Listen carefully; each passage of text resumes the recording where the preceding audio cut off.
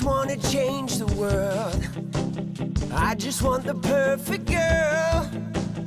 I don't wanna hang around, I'd rather be found. It gets better, I wonder, my pleasure together. Everyone's waiting, anticipating.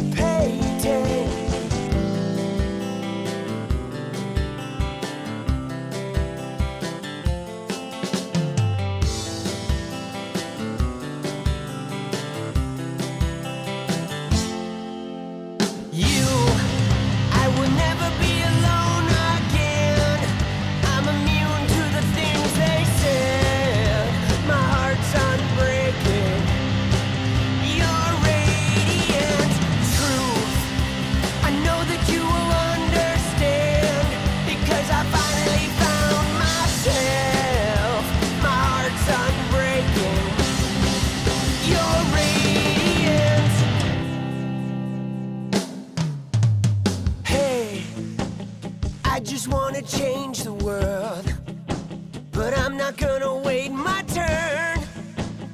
I don't ever want to come down, I'd rather be found. It gets better, I wonder, my pleasure together. Everyone's waiting, anticipating.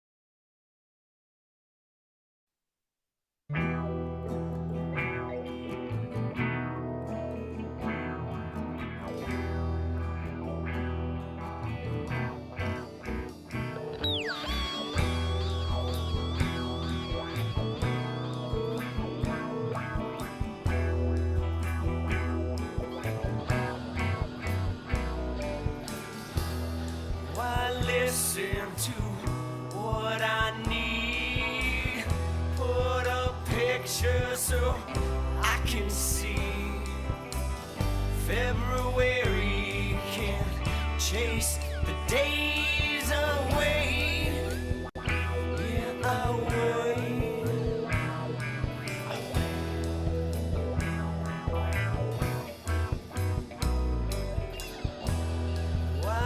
listen to what they say.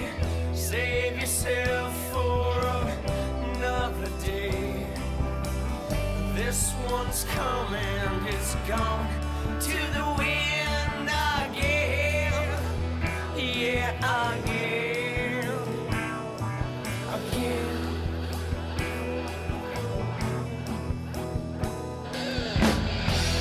Just listen and make amends.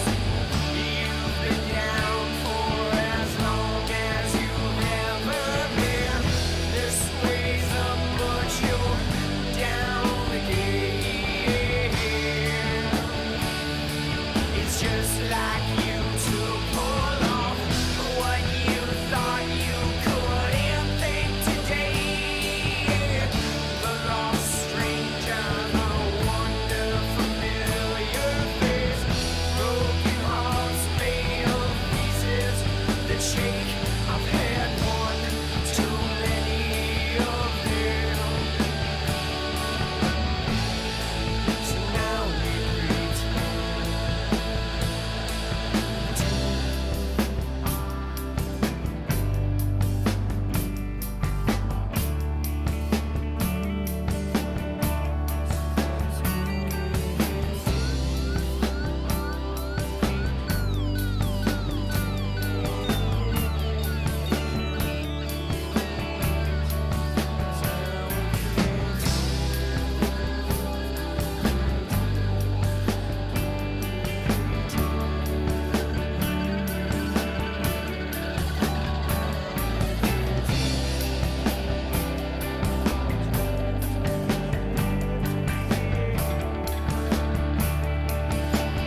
Just like snow castle, oh, we drift to the edge.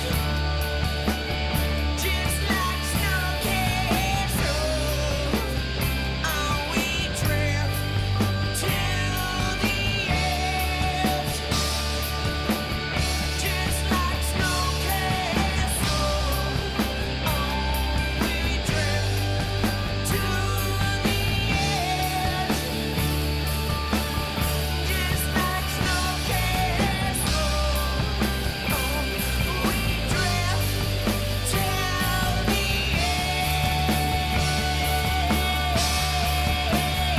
oh,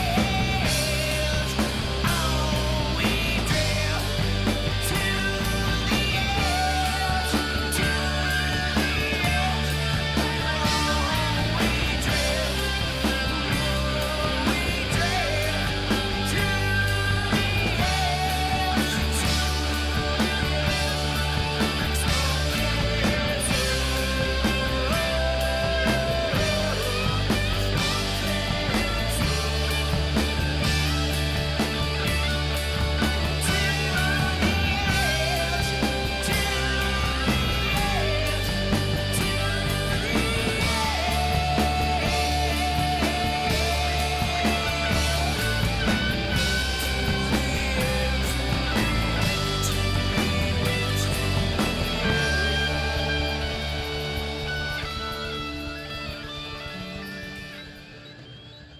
Yeah, let's do it again. All right.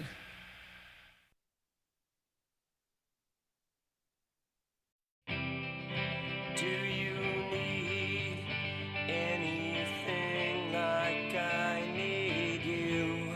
It's over. Do you need anything like I need you?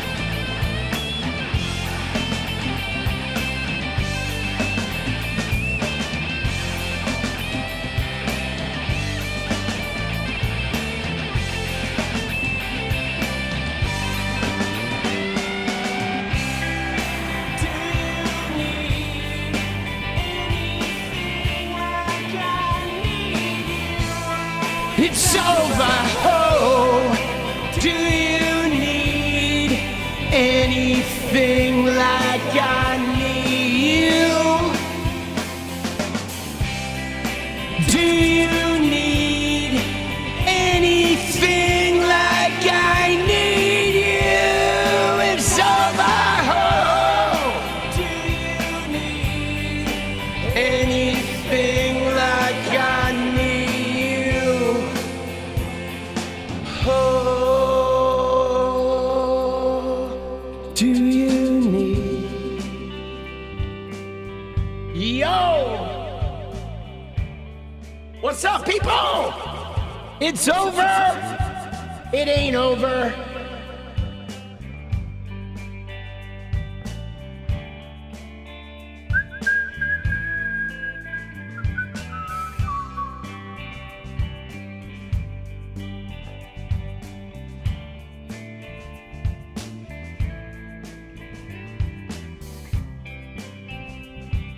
Let's go. How we doing? Tuesday night. Dude, we got a crazy night of action coming up.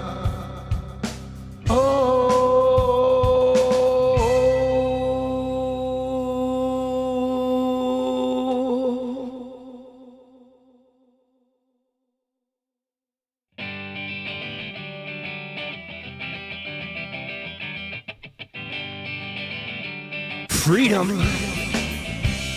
Come on!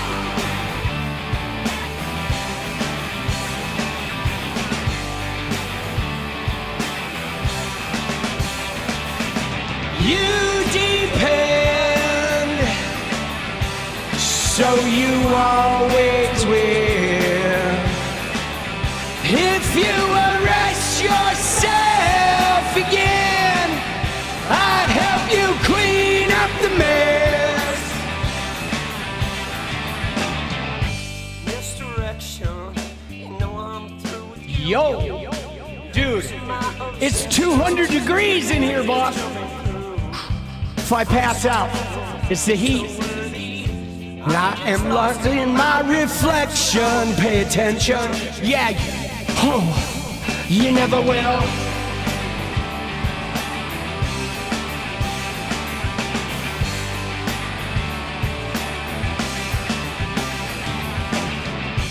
I will overanalyze and fall victim.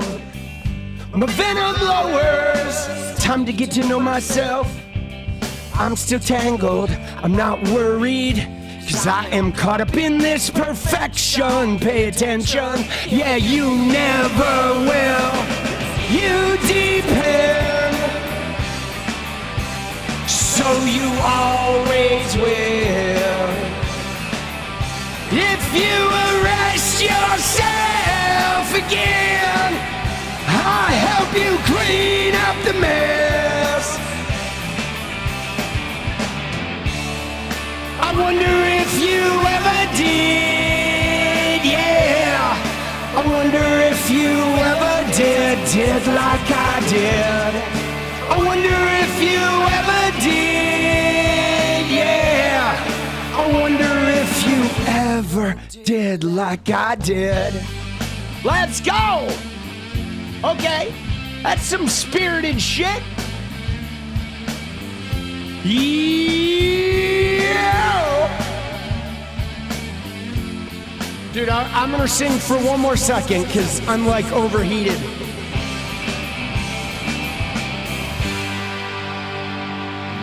I just wanna be free.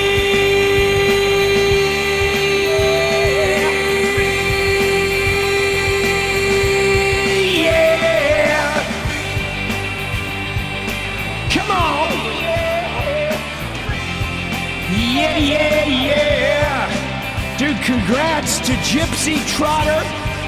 I understand someone's gonna have a home. No, I wanna be free. I wanna be free. Oh, Jesus. What? Oh, okay. No, I'll put some. Yeah, yeah, yeah! Dude, she scared the shit out of me.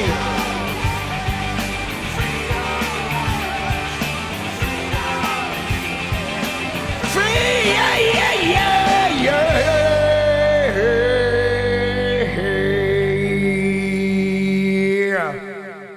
Let's go. All right, Jenny, the second video is going to be in there in a sec, all right? Thank you, baby. Let's fucking go. Dude, congrats. Congrats to the Gypsy Trotter. Let's go, baby. Oh, shit. All right. So, guys, dude, it is so hot. It is so hot in here right now. I can't even begin to tell you how warm it is. It is crazy. 105. It had to be like close to 100 here today. But it's like I'm in a room, you know, that has south-facing windows, so a huge wall of windows that face south. So the sun has been cooking the windows all day, and there's 2 computers on in this room. So I'm in a room with south-facing windows getting cooked all day, and I've been editing all day. It is like so hot. It fucking unreal. Like I'm going to be soaked in sweat all night. But I am freshly showered. And fucking, you know, I grew up in LA, no air conditioning, so I'll be all right. Let's go. Let's fucking go, baby. All right, hold on. Let me grab my phone. We do have a good show for you. It's going to be amazing. Uno momento.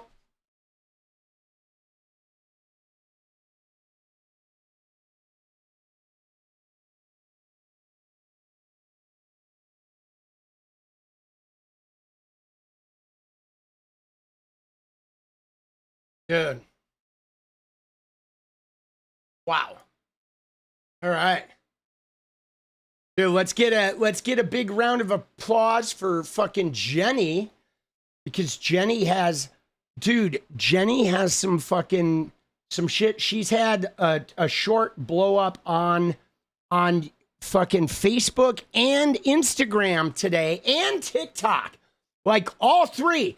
Dude, my Facebook, like, I got my first 100 followers yesterday or like a day ago, and now we're at 840.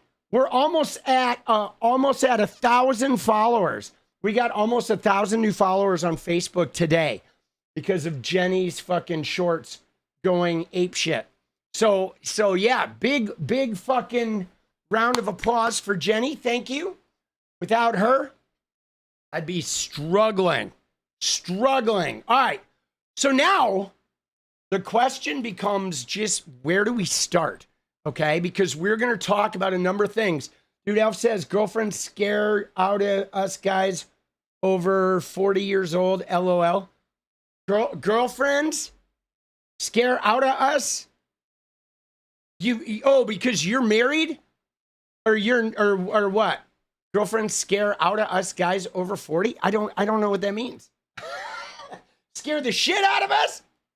Dude, I love my girlfriend. She's amazing. I think Elf loves his girlfriend too. Are you married, Elf?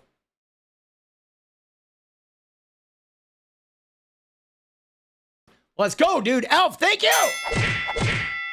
Let's get it. Dude, let's go. Elf, dude, always playing quarterback, man. We fucking appreciate you. Oh, girlfriend scared of guys. Girlfriend scared out. Oh, they're scared out of us guys over 40. Now I get it. What's the Facebook page? The Facebook page is this. It's just political punk, right? If you search fucking Facebook, it's political punk, right? Same shit. I started a political punk Facebook. Political Punk 1. Oh, wait. No, that's not it. It is... Somebody else had Political Punk.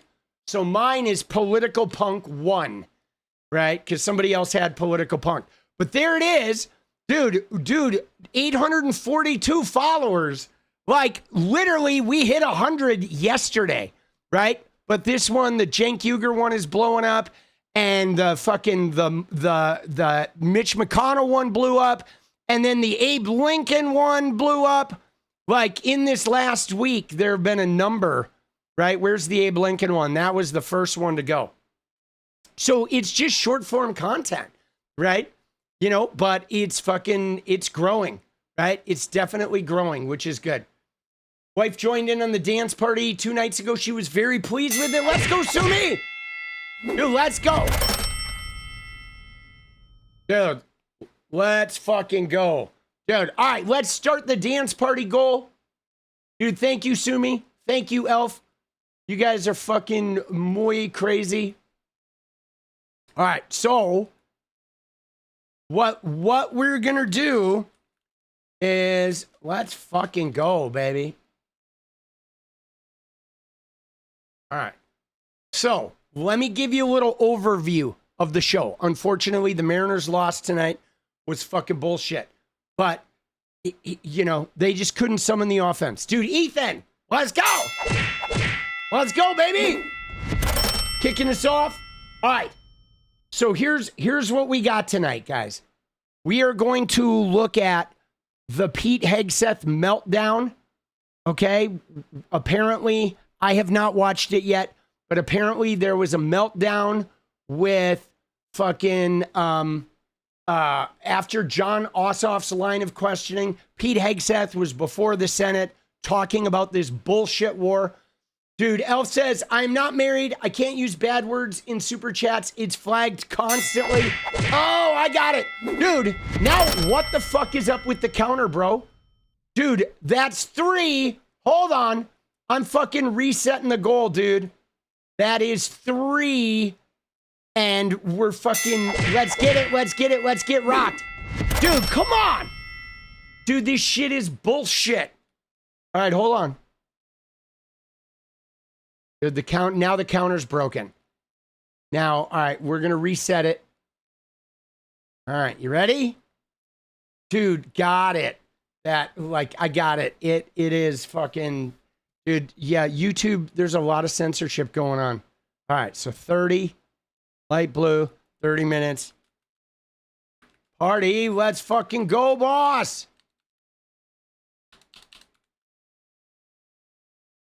All right. Let's see if that fucking works. Should work. Dude. Oh, shit. Dude, my fucking mouse pad is dying. All right. Now. You ready? So here's what we're going to look at tonight, guys. I feel like we have a lot of shit to look at. We're going to look at Hegseth's meltdown. Okay? He's defending this war. Dude, Trump is making these insane comments about this war. We are spending a lot of money. They're asking for like even more money for the military budget. It's getting ridiculous what we're spending on this shit, and no one is providing oversight. That's number one, okay? MAGA is imploding over the upcoming election. They're freaking out about like Bolsheviks and all this weird communist shit. And then you had a congressperson go on the Benny Johnson show, like saying that leftists are like waiting for ICE agents with snipers. I mean, dude, how does that work? Because on the one hand, they say we're trying to take away the guns, that we don't believe in guns. But on the other hand, we're like lying in wait with snipers. Like, really? Come on, fucking weirdos. Okay, so they're melting down over the election shit. Then, on top of this, okay, dude, might have to take the counter with pen and paper. Dude, I guess we will, because that shit ain't working, bro. What in the actual fuck? All right, so hold on. So now we're at 26, guys. We're at 26, but I'm gonna try something, though. I'm gonna try one last thing. We're gonna reset it for 25. Okay. To what the hell? But we're at 26. Removing the goal.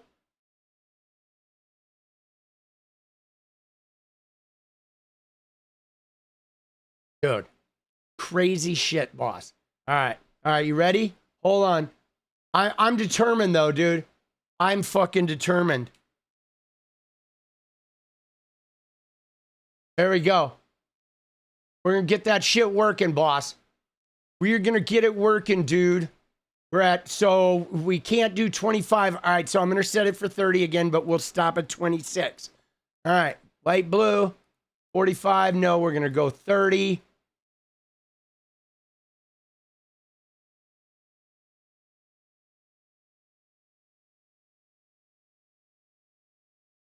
All right.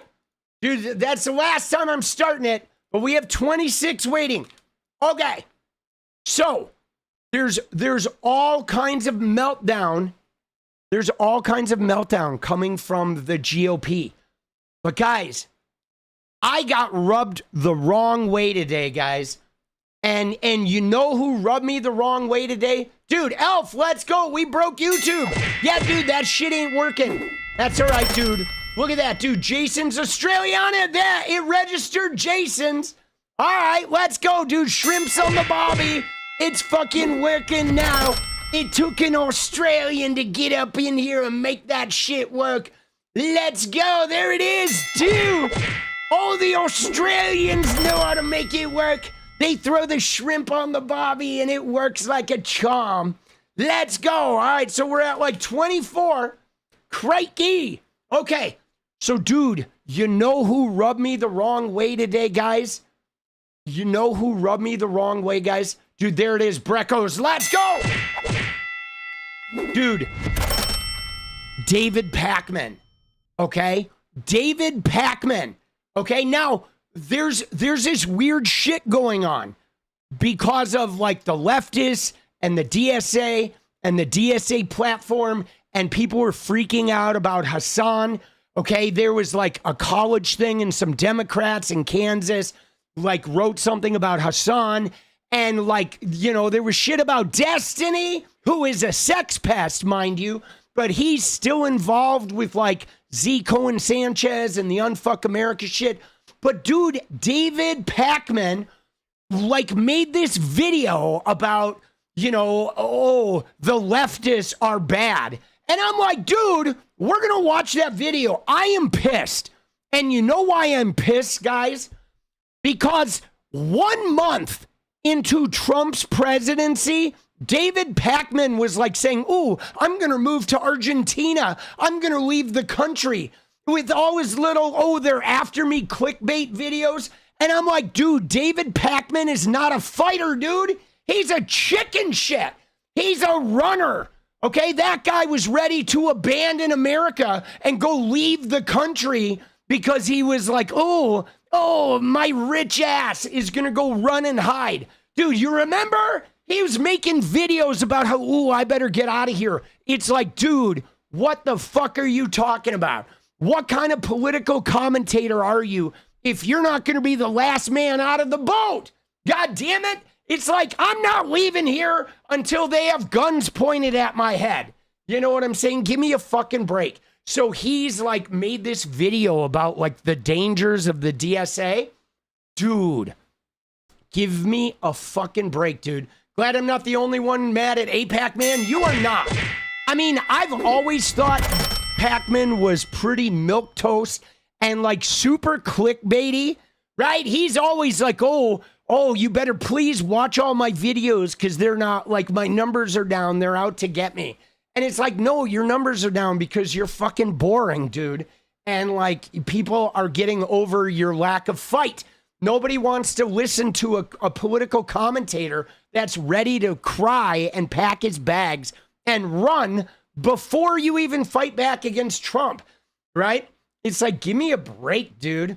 Dude, like the clownery. Okay, now I'm not gonna say that Hasan doesn't have his issues, because Hasan can be fucking very aggressive, and he can definitely be antagonistic. We all know that, accelerationist. But at least he's a fucking fighter. You know what I mean? At least he's willing to go out there and like get in the muck. Okay, and so that shit really bothered me. Okay, that shit bothered me a lot. You know, dude, yeah, no, Keith Edwards is a clickbaiter too, right? Keith Edwards is very much a clickbaiter, and he's got some weird He's got some weird race shit going on, dude. He's got a weird Jasmine Crockett obsession. Dude, knifey spoony, you know if you know. Dude, what is that? What is knifey spoony? Dude, my Republican boyfriend sends me money for punk politics. Dude, let's go, Stephanie. Dude, we love it. Dude, he's Keith Edwards. He's better than Pakman. He is. Dude, he's definitely better than Pakman, for sure. All right. He's gay? Yeah, we know Keith is gay. But what does that have to do with anything? Dude, what? You're saying gay people have to clickbait?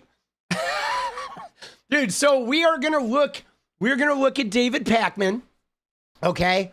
We're definitely gonna look at that because I got really mad at that. Okay? And then we're gonna look at Bill Maher being a fucking tood. Dude, did Keith Edwards get called out by Tallarico? Good. Dude, I gotta say this. Okay, Keith Edwards was doing some shit. I'm not like, you know, I want to figure out what the fuck is going on with him. But like, dude, no, Matt W. I'm saying he had some issues with Jasmine Crockett. Okay, the Keith Edwards thing. He was behaving weird when Jasmine Crockett was running for Senate. Keith Edwards was. And he was like being really aggressive and saying she should drop out. And then like calling a bunch of black people racist when they were complaining about like the white privilege that Tallarico was working with. Because let's be honest, guys. Okay, let's be honest. A white guy has a lot of fucking privilege in this world. The worst white guy will win the election over a very qualified black woman. Hello, paging Donald Trump, paging Kamala Harris, right? You know what I'm saying? And so that shit, I think, got activated in that primary. And a lot of people of color are mad because everyone was acting like, oh, Jasmine Crockett can't win, you know?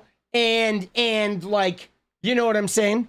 And so, you know, there's just a lot of weird shit. Okay. When white guys running around calling black people racist, that shit does get on my nerves a little bit. But anyway, you know what I'm saying? Anyway, we're still out here fighting the good fight. But so yeah, Bill Maher though was talking about how he would vote for J.D. Vance. Okay. Did I see Fetterman threatening to leave the Dems? Dude, Fetterman has already left the Dems. Dude, Fetterman, what are you threatening? You like, show us a good time, dude. You're already not a Democrat. You know what I'm saying? Like, Fetterman can piss off.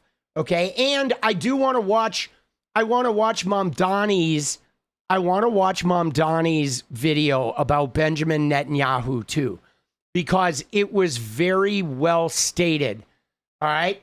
And I thought it was just very like peaceable. You know what I mean? Like he said it in a very eloquent way that, you know, was not attacking, you know, any of the people involved, that was directly, you know, addressing like Netanyahu's issues and making a call of the U.S. government. You know, so yeah, so that's what's on tap today, guys. We have a lot of shit on tap. All right, let me get my recording going. And then we're gonna dig in here. So let's start with Ossoff and Pete Hegseth. Let's start there. All right. And dude, we have some MAGA shitters to look at too. Bro, this shit is crazy. Oh my God. All right. So we're going to start with the Ossoff and Pete Hegseth meltdown. Guys, I cannot believe that A, I cannot believe we're still in this war. And B, I cannot believe that they're asking for more money for the military budget, like $1.5 trillion. Are you fucking shitting me? Like, give me a fucking break, dude. Give me a break. All right, here we go. We're going to start here. Order, Senator Hasan. I'll yield my time to Senator Hasan. Thank you. Thank you, Madam Chair, and thank you all for your testimony. And General Kane, let me just begin by expressing on behalf of all Georgians our immense gratitude and admiration for the service members who are making tremendous sacrifices and conducting themselves with extraordinary selflessness and professionalism on behalf of the United States and our state's unified condolences and grief for the families of the 4 killed in action and our hope for a swift recovery for the nearly 100 wounded over the last 2 weeks. And thank you to you for your service to the nation. Mr. Hegseth, you're requesting roughly $68 billion for the department through the supplemental, correct? 67, yes.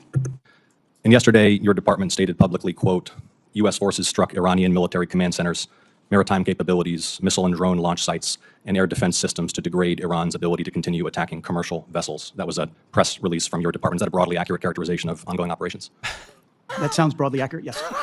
On day 14 of this conflict, Mr. Secretary, day 14, nearly 5 months ago, you stated that Iran's military had been, quote, destroyed and, quote, made combat ineffective. That was on day 14 of the war. Was that an accurate statement?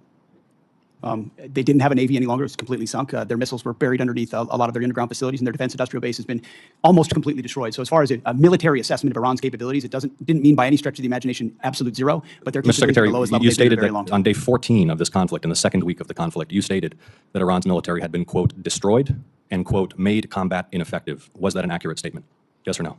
Iran's ability to challenge the United States of America at the level at which we're capable of. That's not what I asked you, Mr. Secretary. You said on day 14, Iran's military had been, quote, destroyed and, quote, made combat ineffective. Yes or no? Was that an accurate statement?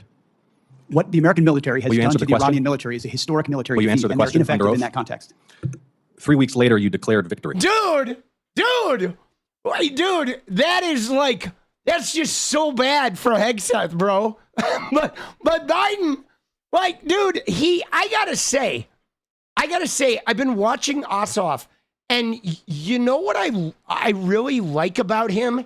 That is a technique that I think I'm going to use if I ever get around to debating. He stays so calm, right? He does not, his demeanor just stays focused on the question, on the repeating it, on trying to extract the answer. He does not get exaggeratedly worked up into their shit. And it just creates an energy in the person he is talking to that goes to work on them. It is really profoundly, he's profoundly good at it. Okay. He's profoundly good at it, at just, not getting elevated at all, just staying the course and holding them fucking accountable. Let's go back here and make sure I got these. All right, we got him. We're caught up to there. We got Stephanie. We got that one. All right, about the Republican boyfriend. Thank you, Republican boyfriend. We do appreciate you. Elf said, I'm still bothered by the fact that Mark Kinzinger was such a douche in office, but he seems reasonable now, living in an alternate reality. I think you mean Adam, right? Don't you? Adam fucking Kinzinger. Isn't that's who you're talking about, right? And yes, he does seem very on it. Is it? I think it's Adam, isn't it? Fucking, oops. It is, yeah, it is. Yes, this guy, right? You're talking about him? And yes, he is. He is fucking very together. Get that dance party. I'm sick, so off to bed. All right, Sumi, thank you. Let's go. Dude, we're down. What did we need? We needed 26. Okay, so we're down to fucking 16, right? 18. 18. Let's go. Let me see. Hold on. Let me double check this, dude. Because YouTube, your counter sucks. All right, your shit sucks, YouTube. Let me see. We got.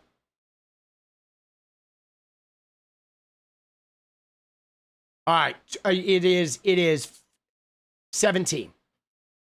16 now with that one. Let's go, Jasons! Let's go, baby! Oh! Dude, all right. So yeah, dude, Pete just wouldn't answer the question, huh? Okay? Is a yes or no question, right? Was that accurate? I mean, This has been Trump and Hegseth from the start of the war, right? Oh, everything's destroyed. Oh, they got no missiles. The next day, there's a fucking huge missile attack. The strait is open. Then 4 hours later, the strait is closed, right? It has been a nonstop litany of these guys being like, constantly saying how much further ahead they were, right?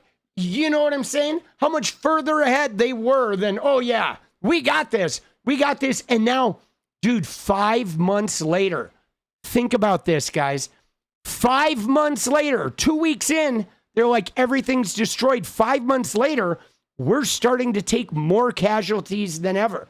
And make no mistake, guys, part of the reason, a big part of the reason why Iran is still fucking doing this is because they removed the sanctions and they allowed Iran to sell all that oil at inflated prices. Donald Trump basically funded his opponent's military after starting this bullshit war. And now they're trying to blame it on Obama and Biden. All right, dude, Elf says the only thing that Tommy needs is composure, but I doubt that's going to happen until he's in his own pine box. No offense intended. You're talking about Trump. The only thing that Trump needs, right, is composure, right? Or you mean me? Am I waiting on my pine box? Dude, I love it. I do need a pine box. Dude, I'm going to outlive the pine box, though. I'm going to be like Noah. Noah's Ark. I'm going to live to be like 700. All right, here we go. You ready? We're going in. We're going in. That was now nearly 4 months ago. 3 weeks after you'd already said Iran's military was destroyed and combat ineffective, you said, quote, Operation Epic Fury was a historic and overwhelming victory. You said Iran's military had been rendered, quote, combat ineffective for years to come. And you stated we had, quote, achieved every single objective. Were those accurate statements? It certainly was, on behalf of the men and women in uniform, a historic military victory over Iran. Had Iran's military been rendered, quote, combat ineffective for years to come? That was a statement that you made 4 months ago. They had 160 naval vessels in the Blue Water Navy, Mr. and they're gone. Secretary. Their Air Force is completely combat ineffective, You and they said don't 4 have a months defense ago. industrial base. Excuse So me, Mr. describe to me a country Secretary. that doesn't have an Air Force, a Navy, or defense industrial base, and I will describe to you a country that does not have an effective military. It can lob missiles. Mr. Secretary, you stated 4 months ago that Iran's military. military had been rendered, quote, combat ineffective for years to come. Has Iran's military been for the last 4 months combat ineffective? It's been set back not just years, but likely decades. You stated we had, quote, doesn't mean it doesn't have capabilities. Mr. Secretary, you stated we had, quote, achieved every single objective. Was that an accurate statement 4 months ago? The main objective of this was to ensure that Iran never gets a nuclear weapon. Their main sites were obliterated. We're watching over them, and we're holding that issue. If they don't give them up at the table, there's other ways we can take them away. Early in the conflict Iran will on never day have a 3, nuclear Mr. weapon. Secretary, early in the conflict, day 3, you said one of those core objectives was to, quote, destroy the missile threat. And as you restated on day 5, to, quote, obliterate Iran's missiles and drones. Those were clearly and repeatedly stated core objectives of the campaign, which 4 months ago you declared had been completed victoriously with every single objective achieved. Were those objectives achieved 4 months ago? No one ever stated that every single missile was gone. Ultimately, combat ineffective means they're not able to dig them out of their UGFs and shoot Had at the us. missile It threat doesn't mean they been don't have defeated 4 underground months facilities ago? where they put missiles in them and hold on to them because they're the world's largest state sponsor of terrorism. So we never expected they would stop having capabilities to shoot. The question is at scale against an opponent like the United States of America, which went toe-to-toe with them, and Iran couldn't. You stated on March 8th, day 9 of the war Jesus. on 60 Minutes, you assured the American people of Iranian surrender. Does that remain your prediction? Ultimately, Iran will never have a nuclear weapon to threaten the United States of America. That has been the objective, and it remains so. So just to review, you will not answer whether your statement made on the 14th day of the war that Iran's military had been, quote, destroyed and made combat ineffective was a truthful statement to the American people as you sit here and ask for tens of billions more for the conflict. Senator's time has Had a expired. historic and effective military campaign against the largest state sponsor of terrorism. Won't answer and the will ensure they Senator never get a nuclear weapon, Peters Senator. is recognized. About the destruction of missiles? And yet the miss- Dude, oh my God, bro, dude, like, did you see Hegseth like just scrambling about? I mean, he crammed a lot of words in there. I'll give him that, but they were all pretty basic questions. Where, yeah, none of the objectives have been achieved. Yes, he was lying about it being rendered, non-combat, there's going to be no combat ready for years. I mean, dude, it was just constant fucking lies. And he is just like, dude, like he snorted a line of fucking cocaine right before the questioning. Just brutal. Genuinely curious how everyone wants war since Vietnam. Dude, fuck war, man. Oh my God. Just absolute fucking meltdown, guys. What chaos. All right, I want to watch this guy too. We got one more thing here. All right. Missiles that we saw hit recent targets are actually somehow more lethal, more deadly, more maneuverable than what we have seen in the past. So they're obviously improving their munitions. The Strait of Hormuz is still closed, reminding everybody it was open before the war. Prices were lower for everybody until the war, and it still remains closed. And of course, tragically, people, service members, our warfighters, who we care deeply about, are still dying. So what's different? Mr. Hegseth, Secretary Hegseth. I think your characterization of this incredible effort as a failure is reckless. And I think it's irresponsible. And I think it smears the sacrifice of the troops that are out there making on behalf of the American people to ensure that Iran never gets a nuclear weapon. Shame on you and others who call this a quagmire and a failure, and then you want to turn around and say you support the warfighter. Either you do or you don't. Is the nuclear material still there, I can sir? get you a ticket out to CENTCOM and talk to what those Americans are doing, how committed they are to this effort, and how they want to ensure that Iran never threatens their families with a nuclear weapon. That's the kind of intensity that our warfighters have about making sure that Iran isn't capable of doing that. Secretary Hegseth, if you listen to my comments, you would have heard me say how amazing our warfighters are. I heard failure. The word heard. I heard exactly I will what you tell you said. how I use the word failure, because I use the word failure to their leaders. You, sir, are the failure, not the men and women who are on that front line, not the men and women who hold up their honor with distinction.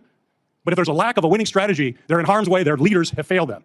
And that's what's happening. We have political leadership. You don't have a strategy. You don't have a long-term plan to actually win this war. Win the war. The men and women are going to be able to do it, but they need to have leadership. When will you show leadership? When will you show leadership? Why don't you show some leadership and stand up to your fellow Democrats who won't fund the troops, who stand and play partisan politics while you don't give us the money? You want to stand up here and talk about the troops? You won't show any political courage to actually fund our department because you have Trump derangement syndrome and can't actually commit to anything meaningful. So I put this on you, Senator. Secretary Hegseth, you have trillions. You have over $1 trillion. You're asking for $1.5 trillion. It's not a question of money. It's a question of leadership and understanding what it takes to actually win. Bingo. Political cowardice of Democrats who won't fund the troops. Senator's time has expired. Dude, what a fucking, bro, they have so much money. They have money for days. Here's the problem. You ready? My favorite line, you, sir. Let's go, Stephanie. Here's the problem, guys. When you have a goal, okay? Right? What's your goal in this war? To make sure that Iran never has a nuclear weapon. What the fuck is that? That's not a goal, okay? How do you know if, what are you just gonna have the war forever to make sure they never have a nuclear weapon? That's not a goal. That's not an objective. I mean, dude, they lied to start this fucking war. They got goaded into it by Netanyahu. Everybody knows. I mean, they literally said they destroyed with the bunker busters, remember? Last year, they're like, oh, Iran, we've destroyed their nuclear capability. Oh, yeah? Well, then why have we been at war for 5 months? Oh, you didn't destroy it, but you lied about destroying it. And now your goal is, okay, to ensure they never have a nuclear weapon. Okay, what does that look like? How can you ensure they never have a nuclear weapon other than warring with them forever and blowing their shit up forever, right? The objective should be our objective is to obtain a treaty with Iran where we get to inspect their facilities for the next 100 years, right? That's an objective. An objective would be to, we're going to take these military outposts and we're going to actually control them and use it as a bargaining chip for said treaty. I mean, some type of quantifiable objective. Their objective is right. It's like somebody saying, hey, what's your goal? Oh, my goal is to get famous. Oh, dude. Okay, that's a stupid goal. What does that even look like? What level is where you consider yourself to be famous, right? That's having a goal that's not a goal. If you have a goal of winning a Grammy, that is a goal where once you've won the Grammy, I have achieved my goal. Oh, I want to be famous. Well, okay, what qualifies as famous then? That's a goal that you can move. You can be a little bit famous and be like, well, I'm not really famous yet. I'm only a small amount of famous. That's what they're doing. They went into a war with no clear objective because they were lying about even getting into the war to begin with. Okay, for example, if Iran had a working nuclear facility, their objective could be, we're going to destroy and take over that facility, and we're going to hold it until Iran makes a treaty about inspecting their nuclear facilities. There you go. That's an achievable goal. Dude, this shit is such bullshit. Dude, and look at her, craven Susan Collins. Like, how is she leading this thing? All right, Elf said, I will say Kosovo is the most important and least popular war that we negotiated by the Clinton administration. Let's go, baby. Dude, that is some tig old biddies, boss. Let's go, baby. Let's go. Oops. Oops. What? Sorry, wrong button. Tig old biddies. Oh, shit. Dude, let's go. Dude, Hannah Montana says, let me snort a line of testosterone. My husband's impression of Pete Hegseth make me laugh. God, I'm angry right now. Yes. No, I feel that. All right, guys, we got 4 minutes to secure this dance party, which is an achievable goal, right? It is a quantifiable goal. Let me count the number here. I had the number in chat. I put it in there somewhere. Wait, I know how to find it. Yo, let me do this. I think I can look at my message history.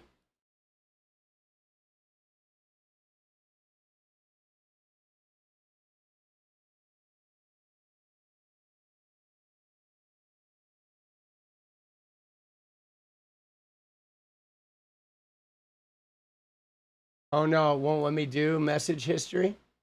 Oh shit. All right. So we had 16, I think. Wasn't it 16? And then, yeah, it was 16 after fucking, oh shit, bro. All right. We're going to say it was 16, 15, 14, 13, 12. 12 away. All right, 12 away. Dude, Paula, let's go. Pine Box. Dude, Bam Dance, let's go. All right, so now we're going to say we're 10 away, guys. Yes, that is correct. We are 10 away. 10 in 3 minutes. Let's hunker down. Dude, so crazy. I mean, guys, let's just look. Just look at Pete Hegseth's leadership here for a minute. They fired generals based on perceived political ideology, having nothing to do with their ability to do the job. They removed the press from the Pentagon, making it so there was no accountability. They failed the audits. They promised Doge auditing. They failed on that. Pete Hegseth has focused on all this warfighter shit, culture war shit, testosterone. After lying about transgender soldiers, he now wants to give hormones to everybody. So he's made this thing a culture war shit. They have totally partisaned. They've made it a partisan military by talking shit about politics at, military-wide events and playing petty politics in their speeches to the troops to divide and be divisive. Okay? They're right. They've asked for exorbitant amounts of money with no no transparency whatsoever where that money is going. Okay? Dude, let's go. Jason's 9, baby. Shrimps on the bobby. Hillary, let's go. 8 away.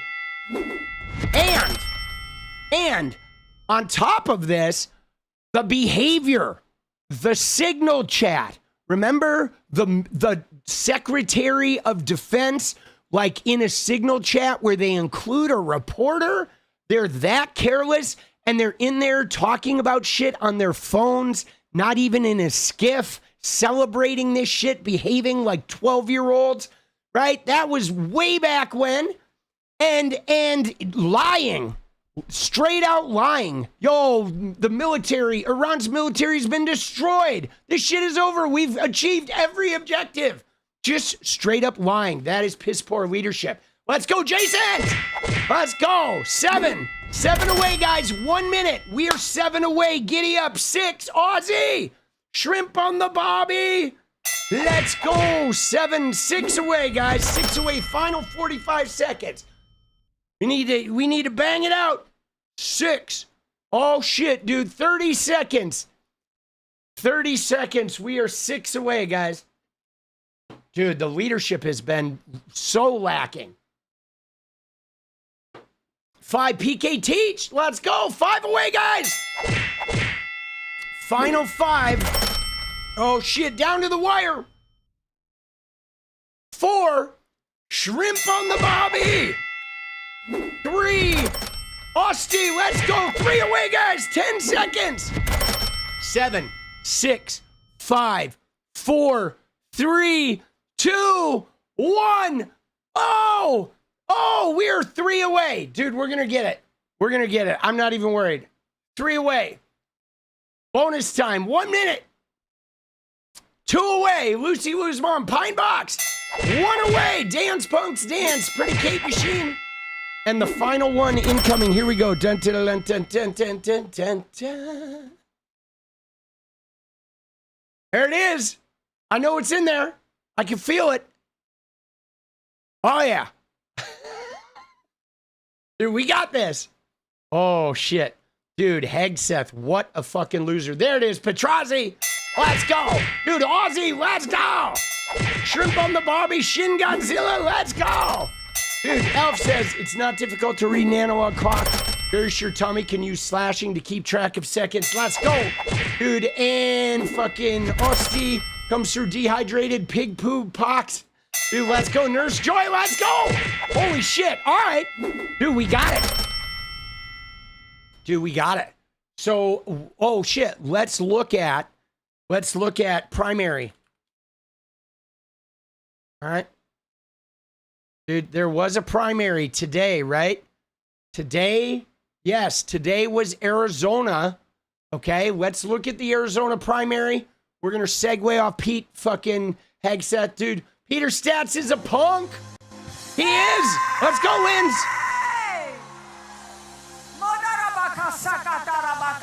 Sakatara. Dude, Victor, let's go, baby. Let's go. Dude, Hegseth. What a drunken fool, dude. Dude, Hegseth is such a drunken fool. So, yeah, so look at what we got here. Okay, Katie Hobbs was uncontested, so nobody was there. Dude, it looks like Andy Biggs did win the Republican primary. All right, so Andy Biggs wins the Republican primary. So we knew that was going to happen.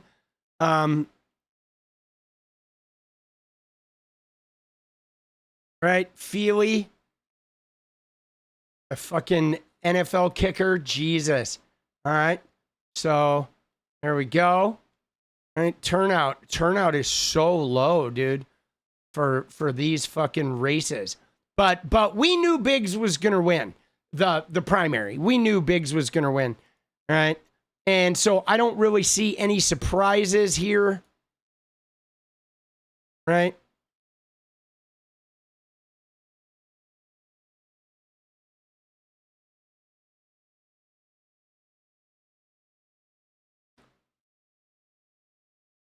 Dude, it's crazy how slow, like how few people show out for these primaries. Dude, Biggs is gross. They're trying real hard to squeeze Biggs in there, trying to like get him in instead of Katie Hobbs. I don't know if there's really that much of a chance of that happening. We're gonna see. Let's see if they've been doing some polls.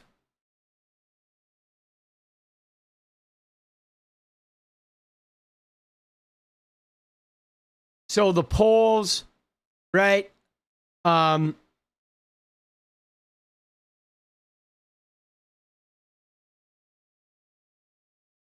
Yeah, it's gonna be interesting. I mean, I'll be honest. I feel like it's going to come down. I feel like it's going to come down to, Hispanic people and obviously the independents, right? It's definitely going to come down to Hispanic people though in Arizona. How they vote. right?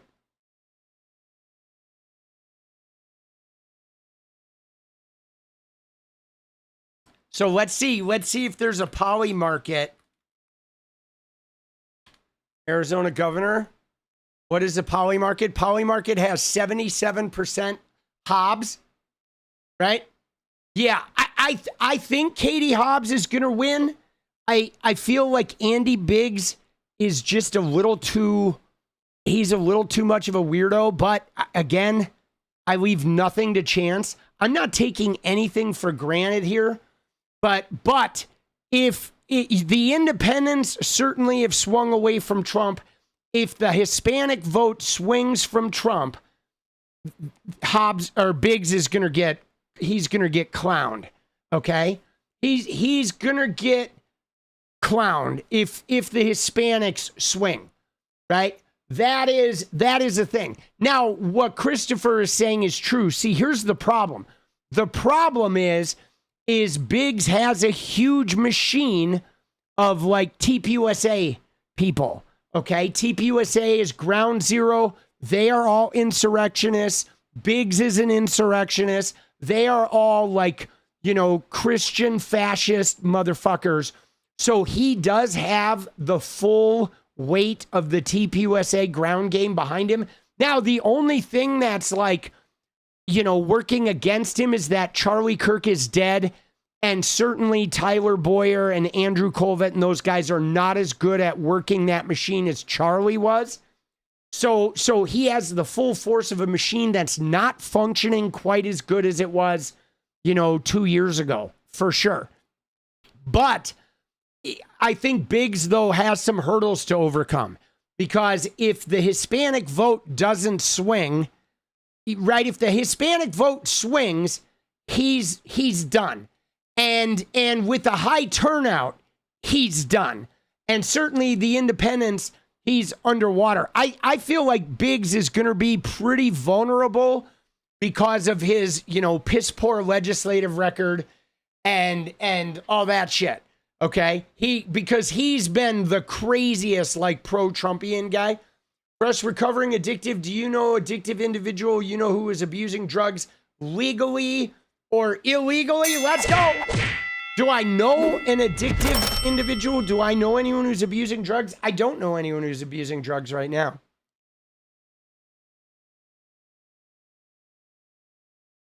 So, Pillow Guy's winning the Republican race. I mean, yeah, but Pillow Guy, no Republican is winning in Minnesota, guys. Let's just be clear here. Okay? Just to cue you in. In the Minnesota race, after what went down with ICE murdering citizens, I don't care who wins the fucking Republican primary. No Republican is going to win in Minnesota in this election cycle unless they are in a solid Republican congressional district. Not a chance, dude. Right? Not a chance. Dude, that, like Mike Lindell, dude, he has about as much chance of winning as fucking, Stephen Miller has of being president. Why are they still funding him? Brecco's, they're funding him because he's a wrecking ball and he comes up with money and he has his own TV station, okay? Like Lindell TV.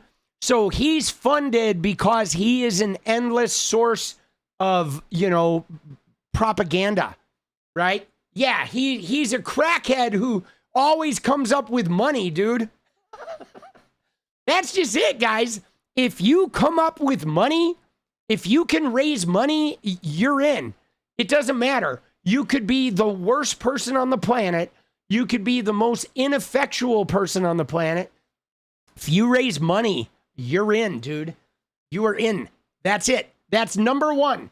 The biggest money raisers in both parties are in. This is literally why Hakeem Jeffries is not getting the boot, okay? It's why AOC and Mamdani and all of the incomings, for the most part, with the exception of a couple, have partnered with Hakeem Jeffries because he's a money raiser, okay? So he's been able to protect his job because he brings in vast sums of money. And that's how it is in both parties. Okay? It fucking sucks, dude. It fucking sucks. And I think everybody wants him to be the candidate too, because it's a guaranteed win for Klobuchar. Right? You know what I'm saying? Dude, guaranteed win for Klobuchar. Like 100%. Dude, the pillow guy. Dude, that guy is crazy. Okay? I'm serious. That guy, like, Lindell, what a loser. But all right, so we'll see. We'll see what happens, guys. All right, moving on from Hegseth. Dude, fuck Hegseth. We got it, guys. We have to look at some of the batshit things that the GOP were saying today. Today was like literally GOP meltdown day, guys. I shit you not. Hold on. Okay. GOP meltdown day. They were so crazy. Let's start with this Benny Johnson clip. This is one of the most insane things I have seen. Sorry. Dude, Twitter is fucking muting the shit. But watch this clip. Okay? You have this guy, Senator Eric Schmidt. Jesus Christ, dude. This clip is nuts. Where is he from? He is from Missouri. Of course he is. Now it makes sense. The worst fucking reps out there are from Missouri. Okay, so this is Senator Eric Schmidt. This guy is a senator, right? This guy is a fucking senator, and he is meeting with Benny Johnson. But look at the insanity that these guys are perpetrating, okay? Where we now have senators, the highest legislative body in the land, okay? Make no mistake, the Senate is the uppermost legislative body, 6-year terms. They're the most powerful and supposed to be the most well-informed Congress people of all of them. And this guy goes on Benny Johnson's show to, like, make the craziest statement that is not even remotely tethered to reality. Okay? What this guy's about to say is just, it's like he is just pulling stories out of somebody's ass. It's like Mike Lindell is bent over right in front of him and he's yanking fabrications, pulling them right out of Mike Lindell's asshole. Senator, I don't think you were at UFC at the White House, but like, I think I'm getting this right. Like the left is setting themselves up. They're training. They're ready to like try and stage a mass slaughter event on America. Like they're ready to do it. Yeah, I mean, these are Antifa tactics they've used. You were talking about what happened yesterday. Remember in Dallas, there was a similar kind of incident. What they're doing is they're drawing federal officers out, and then they have snipers or other people who are going to actually murder ICE agents or anybody that comes out of those federal buildings. This is like a tactic they've been using, and I think that one thing that's been made very clear, and Secretary Rubio gave a speech about this too, and I talked about it a year ago. The connectedness now of these organizations, it's much easier for them to be a network where they're sharing not just human resources, people connecting, but also tactics. Dude, look at Benny's face, bro. Dude, what the fuck is Benny even doing, dude? Look at his fucking clown face. Look at how serious he is. He's like, oh, I have a serious face. So this guy, Benny, sets it up by saying, oh, the left is preparing a mass slaughter event. Oh, really? Huh. Yeah, that's interesting. I hadn't heard about that one. I didn't get my invite to the mass slaughter event. And then the senator from Missouri goes on to say that, yes, there's this Antifa network and they are luring federal agents, federal employees out of federal buildings with snipers trained on them. Dude, now we all know that somebody shot up a fucking ICE place in Dallas, but this was not a coordinated fucking thing. We've been protesting ICE here in Portland for years, like 6 years, and nobody's fired shots. Nobody's planning to shoot people. They're not trying to lure agents out and shoot them. If anything, we're in frog costumes trying to punk these guys and doing aerobics outside of the ICE office. We simply want ICE to stop terrorizing and murdering U.S. citizens. Okay? Nobody is planning a mass slaughter event. But guys, think about this. Okay? Think about the face. Look at the face. Look at how serious Benny is. He is like, to his millions of YouTube subscribers and millions of followers across social media, Benny is fear-mongering that this ginormous, like, leftist military slaughter event is what he said, a mass slaughter event, is going to happen. Now, that type of lie could very easily be used to justify military action, right? Oh, we're going to go raid, the people that fund protests, or we're going to go raid, blah, blah, blah, right? They're basically like trying to set up a type of fear mongering where if they do take militarized police action against a group of Americans, it's going to seem like it had to happen because they were just breaking up this mass slaughter event, whatever the fuck that is. Now, of course, the irony is these are the same guys that like to say that leftists are trying to take away the guns. We don't want guns. We don't, right? We don't want guns. We don't engage with guns, but we're planning a mass slaughter event with snipers on the roofs outside of all the federal buildings. Come on. Dude, what are these clowns doing? Elf says, I knew 𝗙cie_𝗶𝗹𝗀𝗡 was never going to win, but I donated. Dude, she almost won. I thought maybe she would. Dude, Elf. Dude, you are crazy, Elf. Your son needs to get another hockey or baseball jersey. Let's go. Yes, thank you, Elf. Let's go, boss. Yes, so I've talked to Bryce about getting another jersey, and he wants to get one, but he wants to get a job first. He doesn't want to buy anything else until he gets a job, which is commendable. So let's go.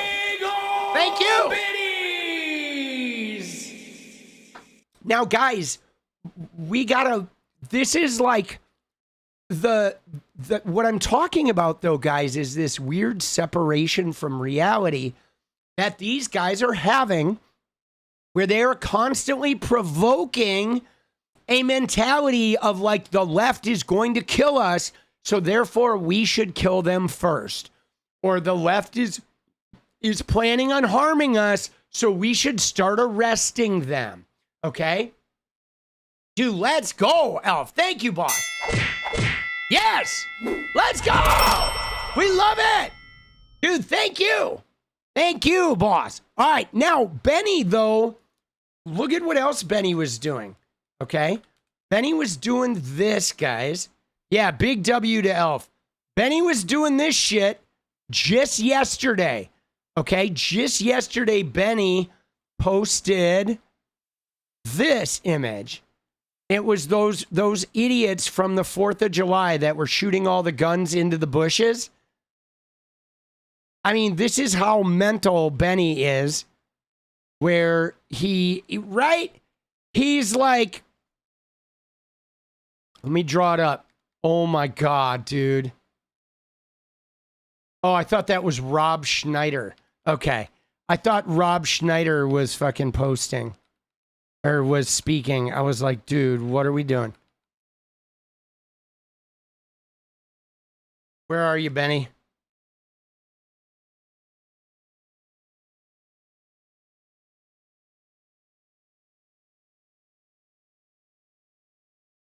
All right, hold on. I believe he said taking over.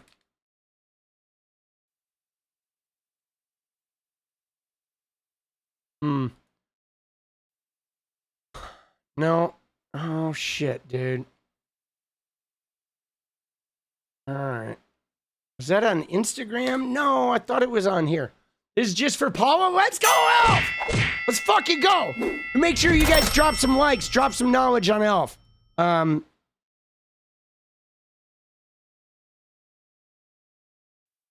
Dude, I hate when this happens. I swear it was on here.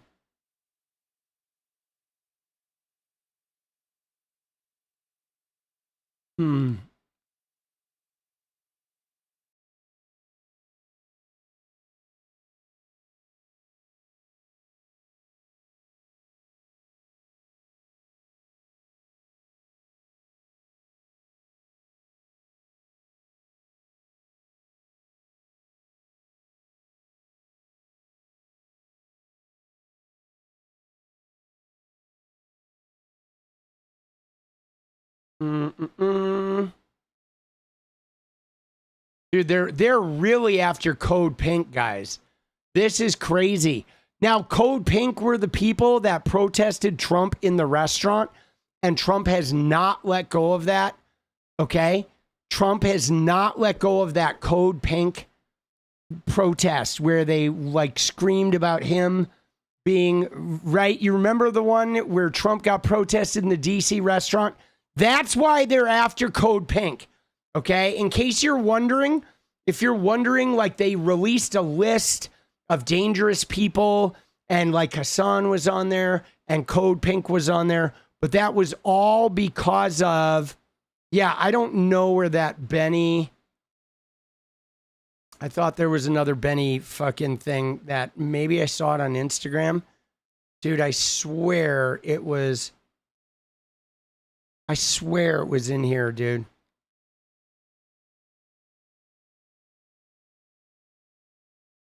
I'm going to give it one more shot here for like 30 seconds. Try and find it. And if not, we'll move on. I'm not going to fucking sit here all day, but I swear it was fucking Benny and it was on the Twitter. And it was those guys shooting all the guns into the fucking bushes from 4th of July.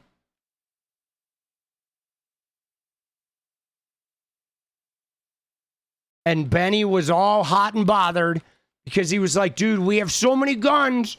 You're never going to take us over. Right? You like, America will never be taken over because we can do this every day with guns. We have so many guns. Right? Oh, just guns for days. All right.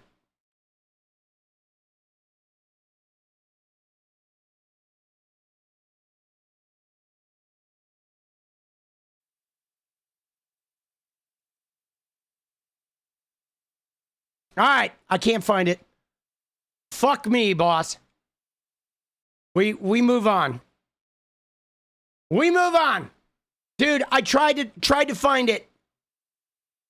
But there's more craziness though to come. Okay? Oh, dude, did you guys see this? This is fucking insane, bro. Dude, this Canadian. Oh, dude, we got to watch this video, bro. I'm going to add music to it. Okay, so this is Canadians took this blocking dummy with Trump on it and they put it out in public squares and then they let people come up and do whatever they want to the Trump effigy. And here is what these people came up with. Dude. Dude. Oh, look at that guy's kick, bro. Isn't that amazing? Dude!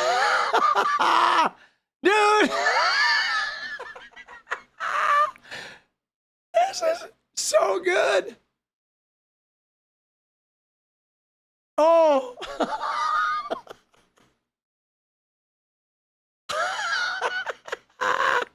Dude, the women getting in on it. Killing it. Oh my God, dude.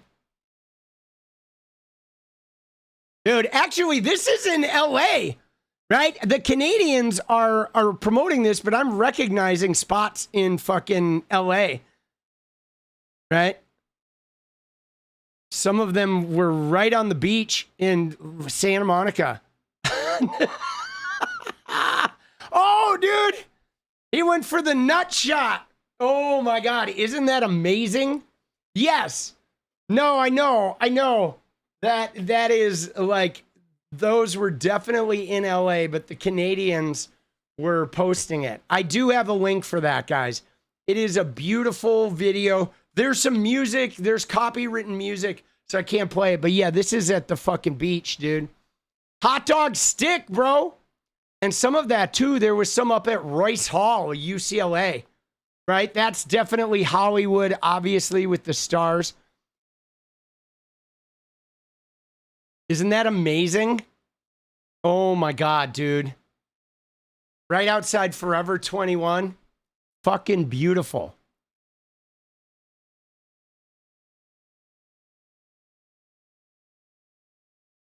Dude, oh, she's savage.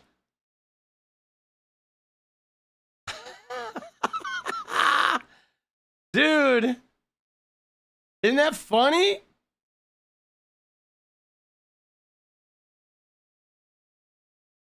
Oh, dude, I like watching the women kick ass, dude. I do. Dude, that guy goes for the nuts. Homie with the nut shot. There it is. Genius. Whoever came up with that is pure genius.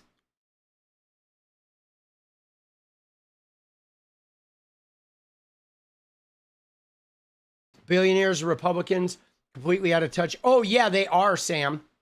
They are. And, I mean, guys, I'll be honest, okay? Like, the billionaires and the people in Trump's cabinet, they are looting. These people are making so much money, guys. They are making so much fucking money. The people in Trump's cabinet. I mean, there's like the regulations have been completely fucking removed. Right? Regulations have been stripped. Nobody's going to sue. The government is not going to hold any businesses accountable. They're letting them just gut their workforces. They're building like AI and robot factories. There's no constraints whatsoever about stock manipulation, about market manipulation. They're consolidating and like, it's just crazy. Selling off crypto. I mean, we're literally just getting looted from every side. Peter and Paula sitting in a tree, K-I-S-S-I-N-G. Let's go, Linz. Well, Paula. It's brutal. Let's go. Dude, it is brutal. Just absolute savagery. What is happening right now? Yeah, there's no, like, if you are running a business or you are a head of a corporation, there is no oversight. It's like all the wealthy people are working with no management in sight, you know? And nobody is like holding them accountable for anything. I mean, it's disturbing, dude. I don't know that there's ever been less oversight of like businesses where they can be like wage theft. They're literally, I bet corporations are just trimming money off people's paychecks and shit. They're cutting environmental regulations. They are cutting corners left, right, and sideways. Because if you go to complain in the government, like Harmeet Dillon and the Civil Rights Division, they're not going to sue anything unless you're a Christian who's like having to, you know, share a lunchroom with a gay employee. They're literally not going to fucking do anything about anything. Like, right? That's it. If you're a Christian and you can't like say a prayer and you know, steal your gay coworker's lunch, right? That they'll fucking get involved with. It's insane. Yeah, white Christians are the only people that are getting legal help now. It's pretty batshit. Okay, so let's fucking look at some of this shit, dude. This one is crazy. Here we go. We got Lisa McClain, fucking Scalise, and Mike Johnson. This is now they're telegraphing the entirety of the Republican election because, guys, the Republicans don't even have a platform. They're not running on anything except this. This is what they're running on in the midterms. You ready? Here it is. Look, the Bolshevik takeover of the Democrat Party is in full swing. And communism is on the ballot this November against freedom. Make no mistake about that. The lines have never been more clear in an election. So that's what they're doing. They're saying that this election, you either vote for Republicans, which means freedom, or if you don't vote for Republicans, you're voting for Bolshevik takeover communists that are you're going to end up living in squalor bread lines, and they're going to take all your personal property and your money. That's what they're doing. That's the angle they're going with. They're like, forget about the $5 gas. Forget about the fact that we've lost like 2 million jobs. Forget about your farm going bankrupt and your businesses being put out of business because of tariffs. Vote for us, or the commies are going to take all your property. They're going to cut your kids' dicks off, and then you're going to end up in a bread line. That's their thing. And guys, here's the scary part. You ready?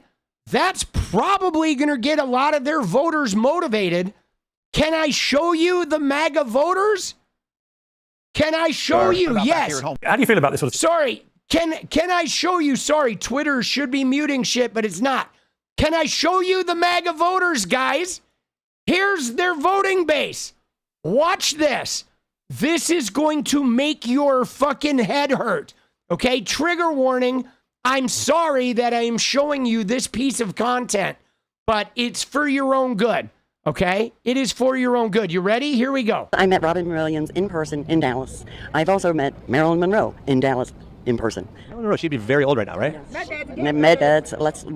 She is. So if you met Robin Williams in Dallas, what did he look like? Robin Williams? He was disguised as the mayor of Dallas? So Robin Williams was disguised as the mayor of Dallas. Does the mayor of Dallas exist, or is that Robin Williams always? No. I don't think it's always him. But I think sometimes there's like arrangements made. Sometimes these people did bad things, so they said, "Oh, we'll give you a break, but you have to do this." Right? So. And then Robin Williams, one of the most famous celebrities, in the last 60 years, he was put in place of the mayor of Dallas. Night, I believe, or just for that weekend. So for that weekend. You just said that out loud. Yeah. Does that not seem a little out there? No, because when for us, it's about discernment. And like we've seen the pictures. Like we can sit there and look at the old people and then the actors and stuff, and we could see. Dude, she literally said for us, it's about discernment. Those women are convinced that a weekend in Dallas, the mayor of Dallas was actually Robin Williams disguised as the mayor of Dallas. And they saw Marilyn Monroe that weekend too in Dallas, and she looked young because of the med beds. What? What in the actual fuck? And then this woman said, no. We use discernment. Bro.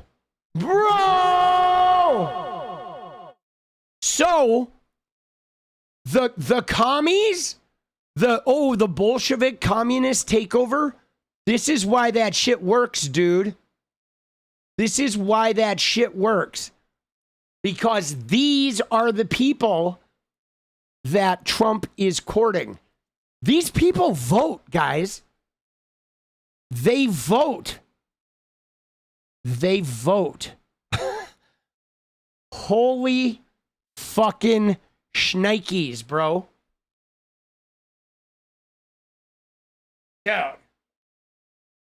Dude.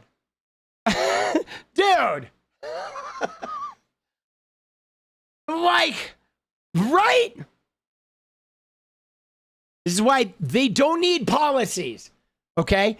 If Donald Trump sends an email to these people and says the Democrats are going to take over your children with heads of lettuce, make sure you vote Republican. These people are like, oh, fuck, dude.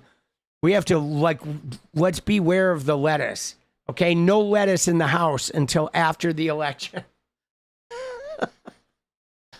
Dude, isn't that crazy? That shit is like broken, guys. Okay, broken. Absolutely broken. All right? And then look at this guy. You ready? Look at this guy. Gas prices. All right, gas is going up.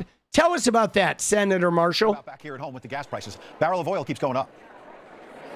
Yeah, I think that's the number one challenge right now. You can just see our polling numbers go up or down based upon the price of gasoline. Thank goodness we have American energy independence. At least we're not depending on foreign countries right now as well. So as soon as this Iran conflict is over, we'll see that price come plummeting down again as well. But I'm concerned about it. I have empathy towards the situation, and that's why I'm hoping the president can just get this finished sooner than later. All right. Dude, he has empathy towards the situation. You have empathy towards what? Towards the gas? Do you have empathy towards the tankers? You have empathy towards the, this incredibly costly, like, situation that was created by the president you refuse to rein in, right? All of this was created for nothing. For nothing, right? You know what I'm saying? For nothing. Yeah, well, so Bradshaw, Twitter didn't do that, okay? Twitter did not used to do that, where the videos would remain muted. If you would scroll, Twitter would keep them muted and only unmute the ones you unmuted. Like once you scroll, it would remute everything. But now it's doing this bullshit, which I don't like. I like the other way. Discernment, guys. Yeah, no, they've been blaming everything on Biden. Grading them at levels that nobody thought was. Oh, shit.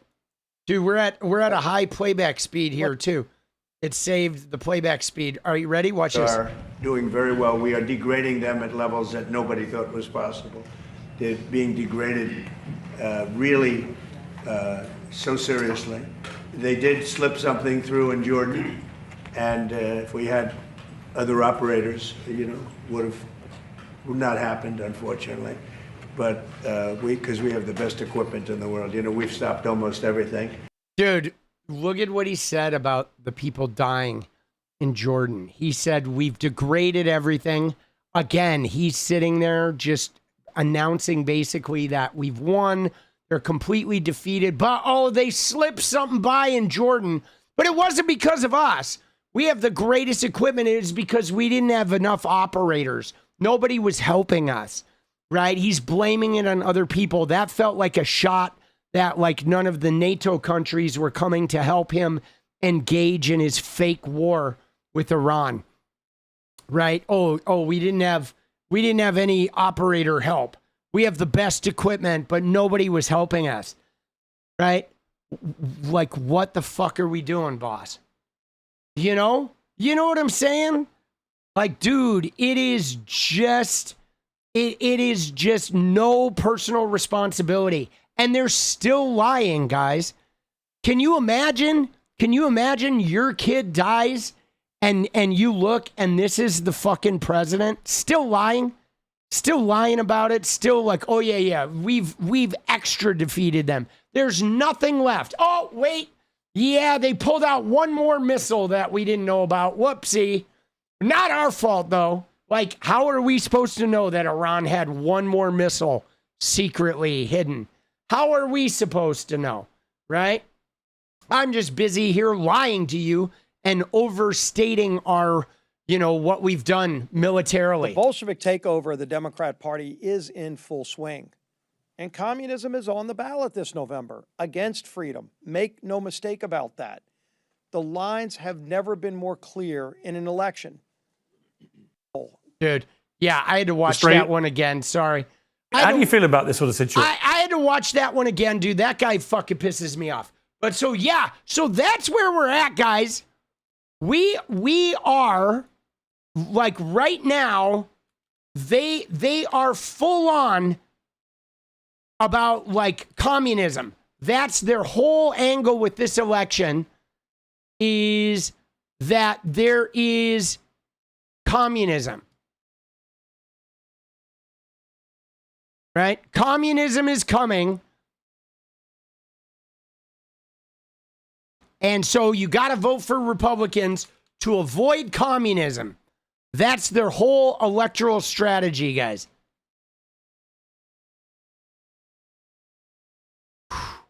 Brutal. Brutal, brutal, brutal.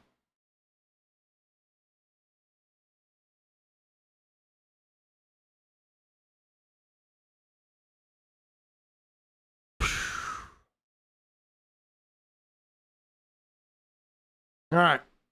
Dude, I'm fucking pissed, boss. I am pissed. All right, so now I'm pissed. Let's segue into this David Pakman video. Right? I talked about this a little bit at the beginning, but we are definitely having some like growing pains in the Democratic Party. A lot of leftists have been winning races.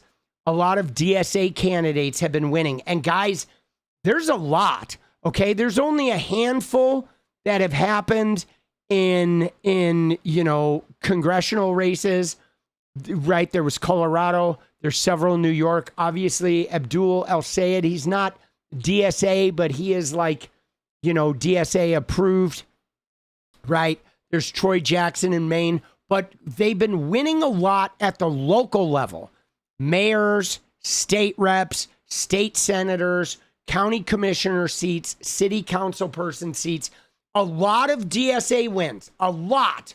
Okay? A lot of DSA wins locally, which is going to change the tenor of how people feel about the DSA. Because right now, there's a lot of smearing happening with the Democrats saying the DSA is like poisoning people, poisoning their minds. They're communists. They're fucking Marxists. They're like gonna like take over the government. But then people locally are gonna work with these people and realize, whoa, they're just people that want to fight corporate corruption and want to do good policy that help people. Okay, now the Democratic Party is not reacting well to these DSA wins. We are not big tenting. We are not deciding to look at the value of our DSA like party members and to coalesce with them and to work with them. Instead, they're portraying the DSA as if they're more dangerous than MAGA. And guys, that's really fucking pissing me off. I have been a very loyal Democrat since 1988 was my first election I voted in. Okay, it was right before, you know, George Bush launched us into a fucking war. Okay, and what's going on is that I am watching my party attack the tent.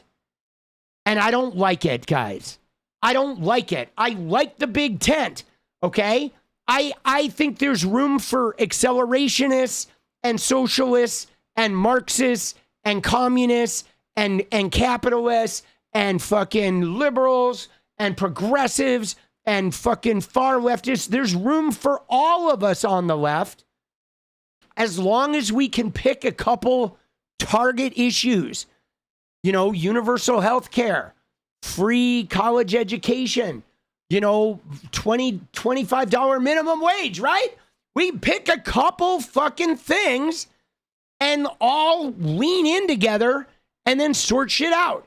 Now, the problem is the power structure is not wanting to accept that things are changing. And this is really problematic for me, guys. And this David Pakman video is really pissing me off because he came out and made this fucking statement, bro, that is fucking ridiculous. And the Unfuck America tour, okay, who like, I like some of the people involved in this. I like 𝗙cie_𝗠𝗆𝗆ance. But look at this, okay? She fucking writes this video about David Pakman condemning Hasan. Now, dude, they're still working with Destiny. And Destiny is a sex pest. Like, why are they working with Destiny? What the fuck is going on with that? But look at this Pakman shit, dude. This shit made me mad. You ready? Let's watch this. Watch the whole video. Listen to the whole segment before you send me hate mail. You know when it starts that way, it's going to be good. Listen, the Democratic Party is showing the early signs of the same disease that destroyed the Republican Party. I've got so many friends on the left texting me and saying, David, we're not going to allow the same thing to happen on the left that Trump did to MAGA, that Trump and MAGA did to Republicans, are we? Republicans, back in 2010, their leaders, laughed at the Tea Party. Conspiracy theorists, they're far-right internet trolls, they're not going to do anything. And then the Tea Party took over local organizations, threatened primaries, built their own media universe, and eventually were part of a process that gave us Donald Trump. The left and Democrats can't make the same mistake. There is a small group of far-left extremists gaining influence inside youth groups and party organizations because they spend all day online organizing and enforcing ideological purity and attacking anyone who disagrees. All right, dude, do you hear that shit? Do you hear what this fucking clown said? And yes, David Pakman, I called you a fucking clown, okay? He says, like, there's a small group of extremists on the left that are, well, they're really good at organizing and they're like being, you know, having these unflinching sort of like purity tests or whatever, bloody, bloody, bloody, blah, right? But like, yo, David Pakman, you know what we remember about you, buddy? 1 month into Trump's presidency, you were like making videos of like, oh, I'm going to move out of the country. I'm going to leave because I'm under attack. Dude, you're not even a fighter, bro. You're a fucking chicken shit, dude. You were like, you keep making videos. Oh, nobody's watching my stuff. They're muting me. I'm being oppressed. I'm going to have to leave the country. And you're wondering why people are partnering up with the people that actually want to do something, that want to, like, I think people want to take over because people like you are not fighters, David Pakman. Okay? You're sitting there on millions of dollars and safely ensconced. You know, you went to the White House and you met Joe Biden, but you won't call anyone out. You're not like throwing a fit about all our money going to fucking, you know, supporting war in the Middle East. And it's not just Trump, okay? A whole lot of the Democratic Party wants to spend money on war in the Middle East too. And they're like attacking people that want universal health care. How can you be portraying people who want universal health care as the enemy? Like, what the fuck is that? Hold on. But here we go. But he just attributes it. He attributes the rise in power to the DSA as not because of the policies, not because people are fed up, not because, you know, rich guys like David Pakman are getting a tax break and then crying about how they might move away, right? But they're because there's some extremists that are pretty good at organizing and they're like cornering kids on the internet and like bullying them. Like, dude, this guy doesn't fucking get it. You know what I'm saying? This guy doesn't get it. This guy is a chicken shit. He's a patsy. Okay? He is. You are, Pakman. All right, here we go. Extremists gaining influence took over local organizations, threatened primaries, built their own media universe, and eventually were part of a process that gave us Donald Trump. The left and Democrats can't make the same mistake. There is a small group of far-left extremists gaining influence inside youth groups and party organizations because they spend all day online organizing and enforcing ideological purity and attacking anyone who disagrees. Now, let me be very clear. I am not talking about people who want Medicare for all and affordable housing. I want all that stuff. I'm with all that stuff. I'm a social democrat in the style of Northern Europe. Of course I want those things. These are folks who treat... Yeah, he wants those things, but he doesn't promote any candidates that are actually going after those things. See, that's what's so crazy. He says he wants them, but he would vote for Haley Stevens. And Haley Stevens doesn't want those things. She's taking $50 million so we can send more bombs to the Middle East. Okay? He voted, right? He wouldn't vote for the people that actually would get us those Northern European social democrat things. Okay? He wouldn't. He would not. But now watch. He's about to go in on the DSA. You ready? Here he goes. Here he goes. Watch this. These are folks who treat political warfare like a full-time job. Right here. I'm a social democrat in the style of Northern Europe. Of course I want those things. These are folks who treat political warfare like a full-time job. And when they can't build their own coalition, they attach themselves to popular causes. They take real concerns about healthcare, housing, police misconduct, and use them to sell what is actually an authoritarian worldview. Now, there are things in DSA, for example, Democratic Socialists of America, that are good and that I agree with. But there's also some stuff in there that I think doesn't make any sense. I saw their new platform. Promises a country where you have no debt, you pay no rent, no mortgage, you receive publicly funded housing, publicly funded retirement, food, education, energy, medicine, transportation. And it sounds incredible, because it is incredible. Now, I would like to pause here and say that here's what's interesting about this, because he is now saying, oh, this DSA future, utopian future is like unrealistic, is what Pakman. But what's interesting, guys, is Elon Musk has been kind of saying the same shit, right? Where he's like, yeah, AI and robots are going to make so much abundance that there's not going to be any wealth problem because shit is just going to get made without any real cost. So, ostensibly, we are looking at a world where there's not going to be jobs, okay? That world is coming, where there's simply not going to be enough jobs for everybody to have a job. Now, we don't know what that looks like, but it is going to come down to fucking wealth distribution in some way, shape, or form, guys. Like, where the world is changing so rapidly. Now, what's interesting about this, though, is he's about to sort of rail on the DSA. He says, oh, I do agree with some of their things. But, like, again, we don't have to agree with everything about everything as long as we're, like, working for something. But what I am really tired of is I'm tired of hearing people like David Pakman who say, yeah, I support universal health care, but I just don't vote for candidates that are running on a platform of universal health care, and nobody's going to deliver universal health care. I just say I support it, and then I go and get my own, like, platinum, Blue Cross Blue Shield plan with my millions of dollars and my Trump tax cut. Okay? Right? You know what I'm saying? Like, what's wrong with having members of your party that are, have some utopian ideals?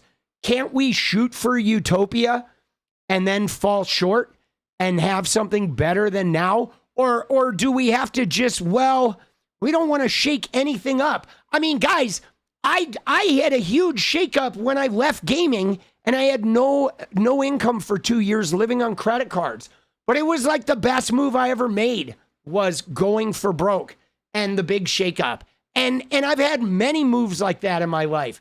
There's nothing wrong with aiming for utopia and falling short and ending up somewhere far better than where you're at now. But there is something wrong with saying you support all this legislation and then we never actually work toward it. Okay, but here he goes. How would they create it?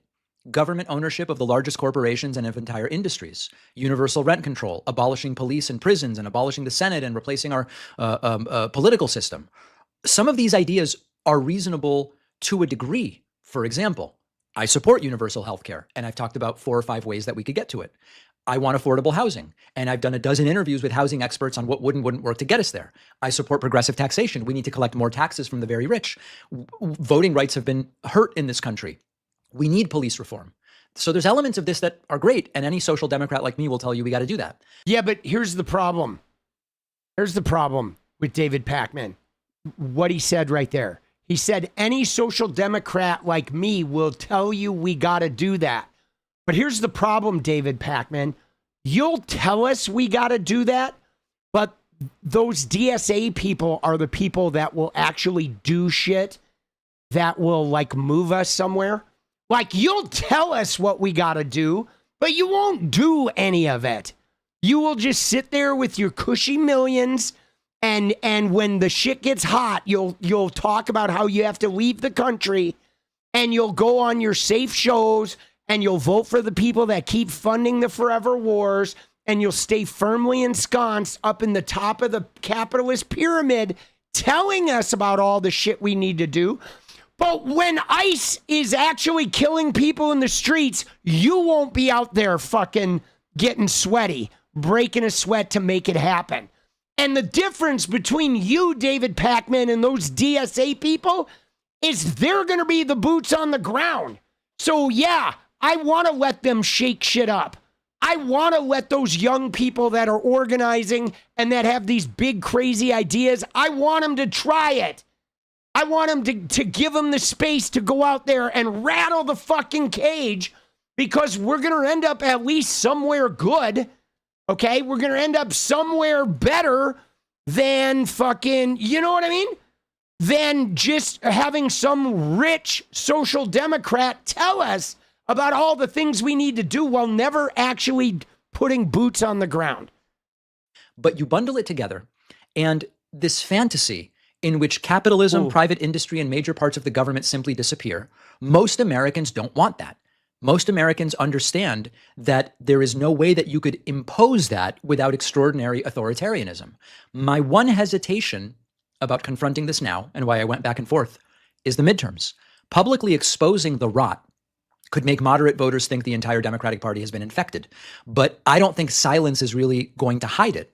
I saw a crazy thing from the weekend where there was a college Democrats convention, which I was actually invited to participate in, and I couldn't make it.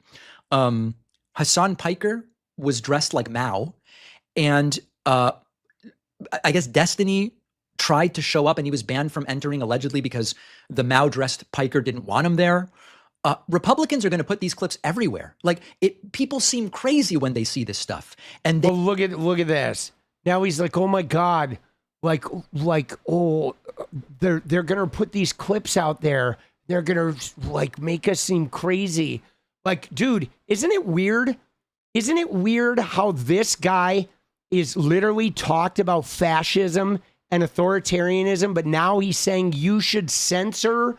You need to make sure that whatever you do politically, it fits into pieces that the Republicans won't post to use against you. And it's like, fuck you, David Pakman. They're going to call you a fucking communist, you shithead. So you may as well be a fucking communist, or at least be a little bit radical, because they're already talking about communism. They call Kamala Harris a fascist, communist, socialist, Marxist. You dumbass. They've been calling us this shit for 20 years. You're like, oh, let's not make a clip that the Republicans might spread. Oh shit. Well, what if they spread clips about Destiny being a sex predator? How's that? How's that for you? Right? Like, what the hell, dude? Dude, this guy is such a wimp, dude. They are going to abolish the police and abolish borders and abolish prisons and play them on a loop for 6 months. If I were an average voter with no knowledge of these online personalities, which most of these people are, most people don't follow this sort of thing. They're busy living their lives and working and doing all this stuff. If I were an average voter with no knowledge of these online personalities, I would find these images and a lot of this stuff very alarming. So as I said last week, and so many of you agreed with me, Democrats must act now and intelligently. The centrists don't really do anything, make very milquetoast fringe suggestions that you don't even really push for. Not working, okay? This other thing of like end everything, it's a sort of destructive accelerationism, that's also not gonna work. So I think that what we need here are no apologetics for dictatorship, no apologetics for authoritarianism, no harassment, no anti-Semitism, no allowing online factions to decide which liberals may enter the room. You know, what would I even have been allowed at that college Democrats thing? Dude, you shouldn't be at the college Democrats thing, David Pakman, because you're like phony, dude. You're phony, bro. What do you even stand for? Right? You just talked about like the centrists as though you're not one of them, when you'll deliver lip service to like fucking whatever. Oh, I believe in all these lofty ideals, but I'm not going to fucking hang out with the people that are really busting their ass to change the system. I'm going to denigrate everybody who's trying to change the system. And you'll notice he doesn't seem to have a problem with us spending a lot of money in the Middle East, okay? Which is crazy, okay? Because he just fucking glossed over the shit. Now, somebody said something about Hasan. I agree that, like, I think the way Hasan dresses is comical, okay? With the whole, those outfits and shit. I think that shit, I find it pretty funny that he dresses like that, right? But I think he's, you know, he's just making a statement of like wanting some type of revolution. And I don't think it's wrong to want revolution, guys. Like, we need a fucking revolution. We don't need any more half measures, okay? There's a saying in AA that says no more half measures. Okay? It is no more half measures. And it's about like sometimes you gotta be bold and you gotta take some radical steps and you gotta really shoot for the moon and know that like if you fall short, that's okay. You're gonna get somewhere. But like half measures, right? Like for example, trying to manage your campaign, worrying about how Republicans are going to use clips. Fuck the Republicans. Why don't you wage your own war? Instead of worrying about like Hasan and the defund the police and that, oh, they're going to take defund the police and use it against us. How about if you talk about like how defund the police sounds really scary, but really it's just a fucking term that was used to talk about reforming policing so it works better. And like we should be reforming it so it works better. And we should be realizing that punitive action and threats of punitive action are not the most effective way of reducing crime. That where there's a whole bunch of police, there's still a whole bunch of crime. That in fact, you remove crime by increasing education, making it free, eradicating poverty, investing in communities, giving people a community where they can have a good life and they don't need crime, right? Alleviating homelessness, right? Alleviating poverty. There's so many things to do. We could be having discussions about that instead of running from the phrase defund the police, running from the phrase men and women's sports. It's like, I'm tired of letting the Republicans control the narrative because we have wimps like David Pakman that are afraid of like how Republicans are going to react. Like, oh, we better not give them any ammunition. It's like, why? What do you do, Dave? Do you call up the RNC and say, yeah, I was thinking about having a policy position about healthcare, but I just want to run it by the RNC and MAGA first and ask you guys, like, are you going to run any mean ads if I take this policy position? What do you think? It's like, yo, dude, they're going to call you a fucking Marxist, David Pakman, and they're going to make it believable to their brain dead fucking gematria fucking clientele. So maybe you should grow a pair and start defending the people that are fighting for some change and maybe fight for some change yourself. There's room to like diffuse the fear. Okay. You know what I'm saying? It's like we can diffuse the fear around their attacks instead of like, oh, they're attacking the people that want healthcare, so we won't have healthcare. Let's not call it Medicare for all. Let's call it maybe you'll get healthcare one day if you get into my income tax bracket. Dude, this makes me so mad, dude. They invited me months ago. I don't know. I mean, I couldn't go, so we didn't find out. So we just need normal people to participate, join local committees, attend.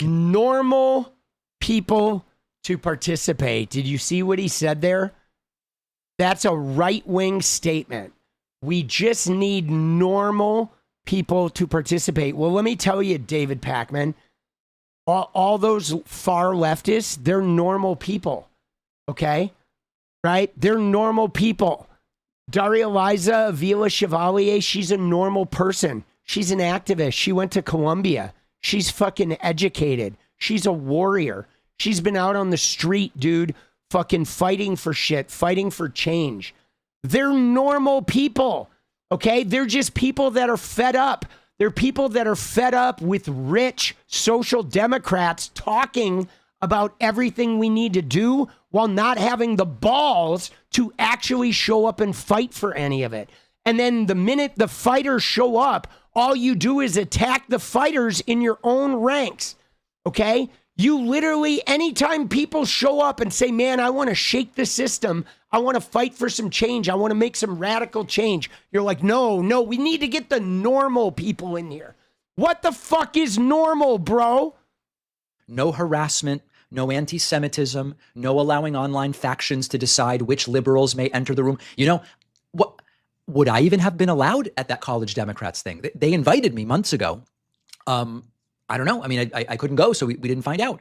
So we just need normal people to participate, join local committees, attend conventions, get involved with state parties, and let's turn the DNC into something that works. Many reasonable people doing a little can defeat both the centrist do-nothings and the hardcore extremists who would get nothing done. Now, I would like to point out here, because he said about normal people, but what just happened with the DNC?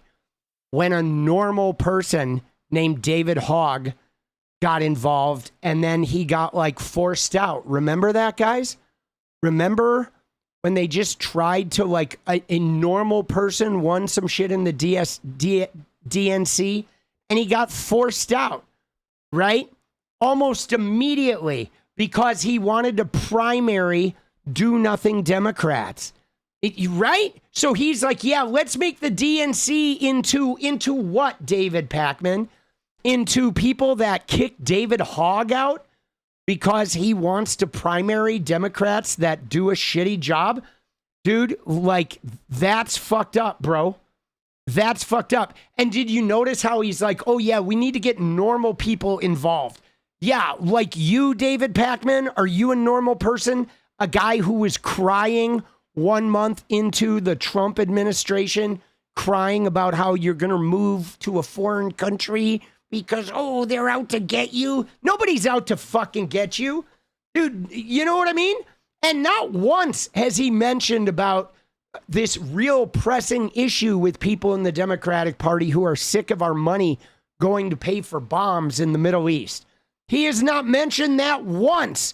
The biggest rift in the Democratic Party is like a huge portion of them, leftists, progressives, even a lot of the liberals who are sick of funding that Israeli war machine in the Middle East. You haven't mentioned it once. You've glossed over this shit, right?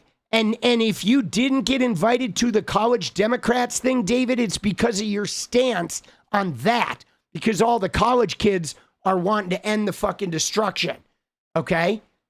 Republicans believed they were going to control the extremists. They were like, we got these people under control.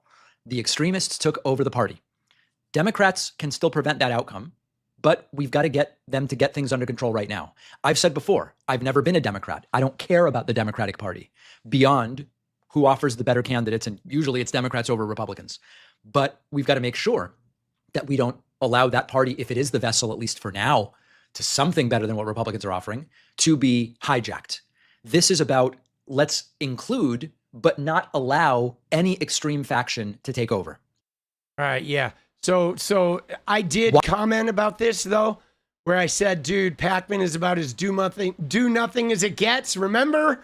This guy was talking about leaving the country 1 month into Trump's term. Dude, he ain't a fighter. He's a runner.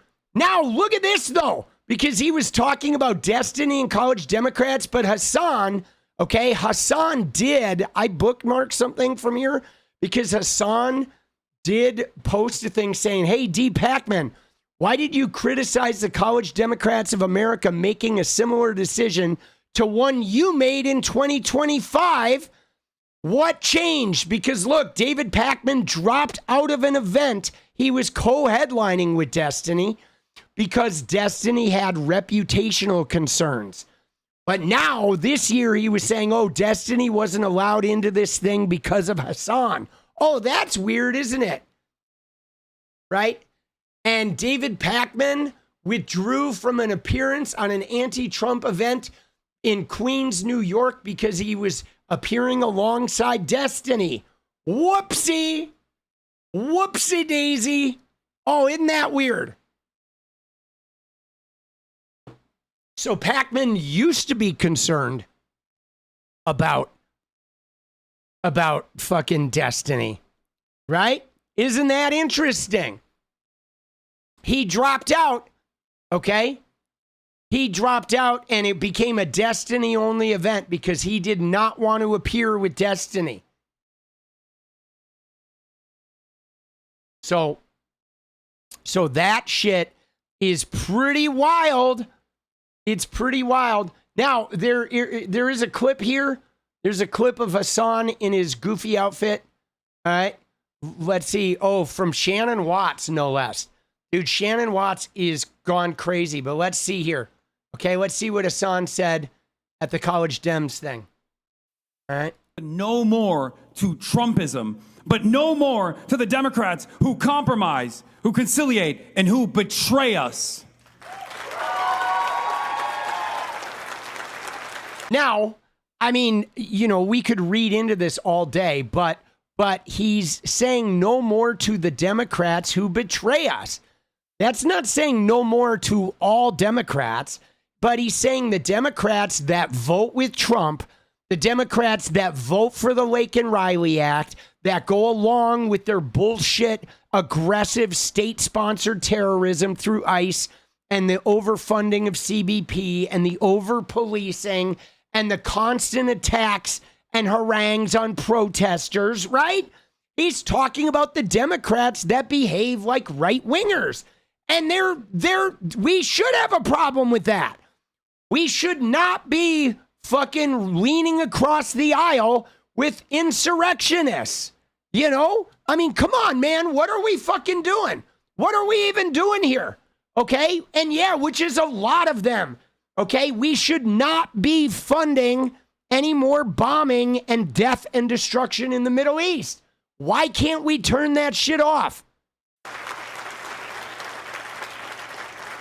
No more to the fascist reactionaries, but no more to the Democrats who will collaborate and cooperate with the fascists, who will fund ICE, who will fund Israel, who will help poison the planet, who will stiff workers and help bosses. We don't need those Democrats anymore. I mean, show me where he's wrong. Okay? Show me where he's wrong. Right? You have these guys like Tom Suozzi. You've heard me talk about him. He's a Republican. Okay? He votes with the Democrats a little bit, but he's basically a Republican. His promise to America, promise what? Promise that you're not going to have health care, that you're only going to make $15 an hour, that you're going to stop the VC from buying houses, but you're going to let them buy all the apartment buildings. You're not going to end stock trading. You're not going to punish Donald Trump for looting and shit, right? Promise what? What is your promise to America? That as long as we keep electing you, you will keep letting us get fucked by corporations while they conglomerate and get bigger and bigger and bigger and bigger and bigger until like 5 companies control the whole goddamn world? You know what I'm saying? I mean, this shit is not wrong. Now, I understand how Democrats could feel threatened by this because they're like, oh, they want to take over the party. But like, dude, I don't know, man. I want the Democratic Party to be something that's fighting for real, tangible shit. Not to be a bunch of people that say, oh, we really need to bring down costs. Don't tell me we need to bring down costs, okay? Like, I want a plan. We're going to break up the tech companies. We're going to end stock trading. We're going to make it so venture capital can't buy any goddamn real estate, period. Okay? We're going to put a tax on all stock and crypto trades, right? We're going to start a minimum tax on wealth, even if it's in stocks. If they can take out loans to live, right? They can take out loans to pay their taxes too. I mean, give me a fucking break, dude.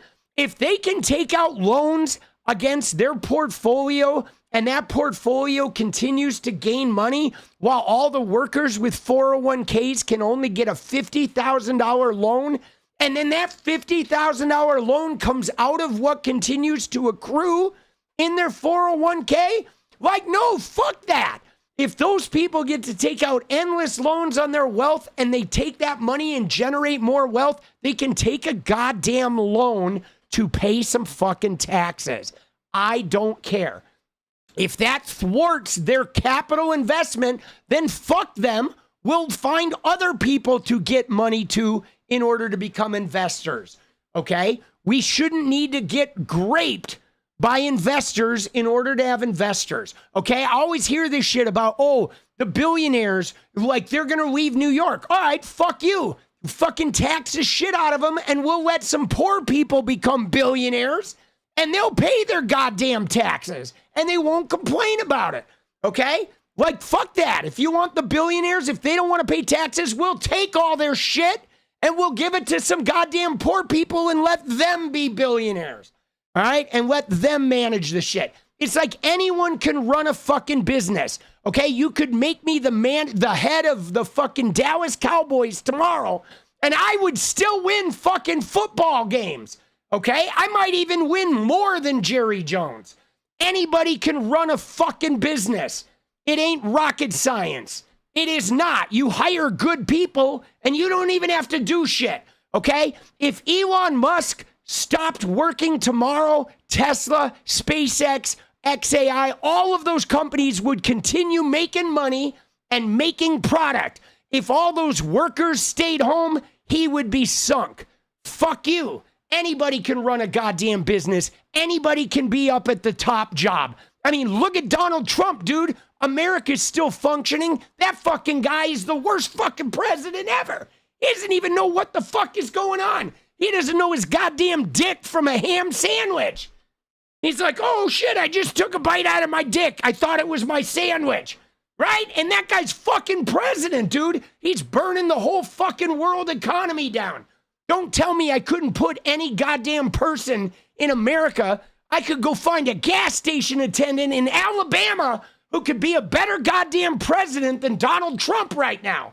It ain't fucking hard to fucking manage $1 billion. All right? I've known some wealthy fucking people. A lot of them are dumb as shit. They just have a bunch of money. Give me a fucking break. Oh, I don't know how to run this business? All right, I'll hire somebody who does. And I'll split the profits with them like a normal fucking human being. Dude, I am tired of this shit. I am, dude. In fact, we have a message. We are coming. We are unbossed. We're unbought. We're unbound. And we will become undeniable. Thank you.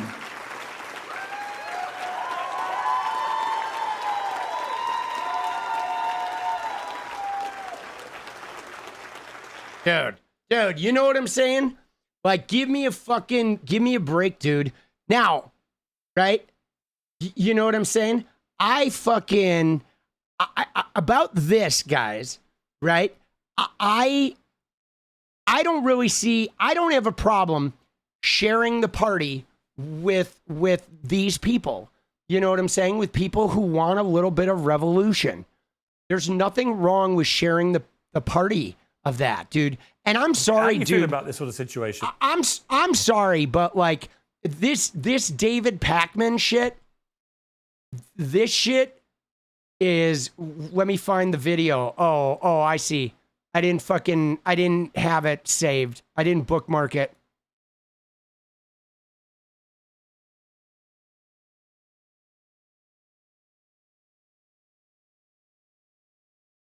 Right.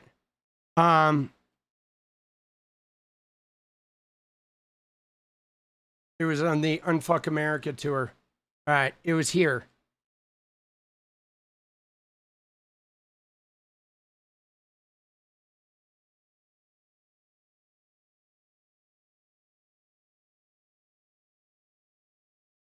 Oh shit.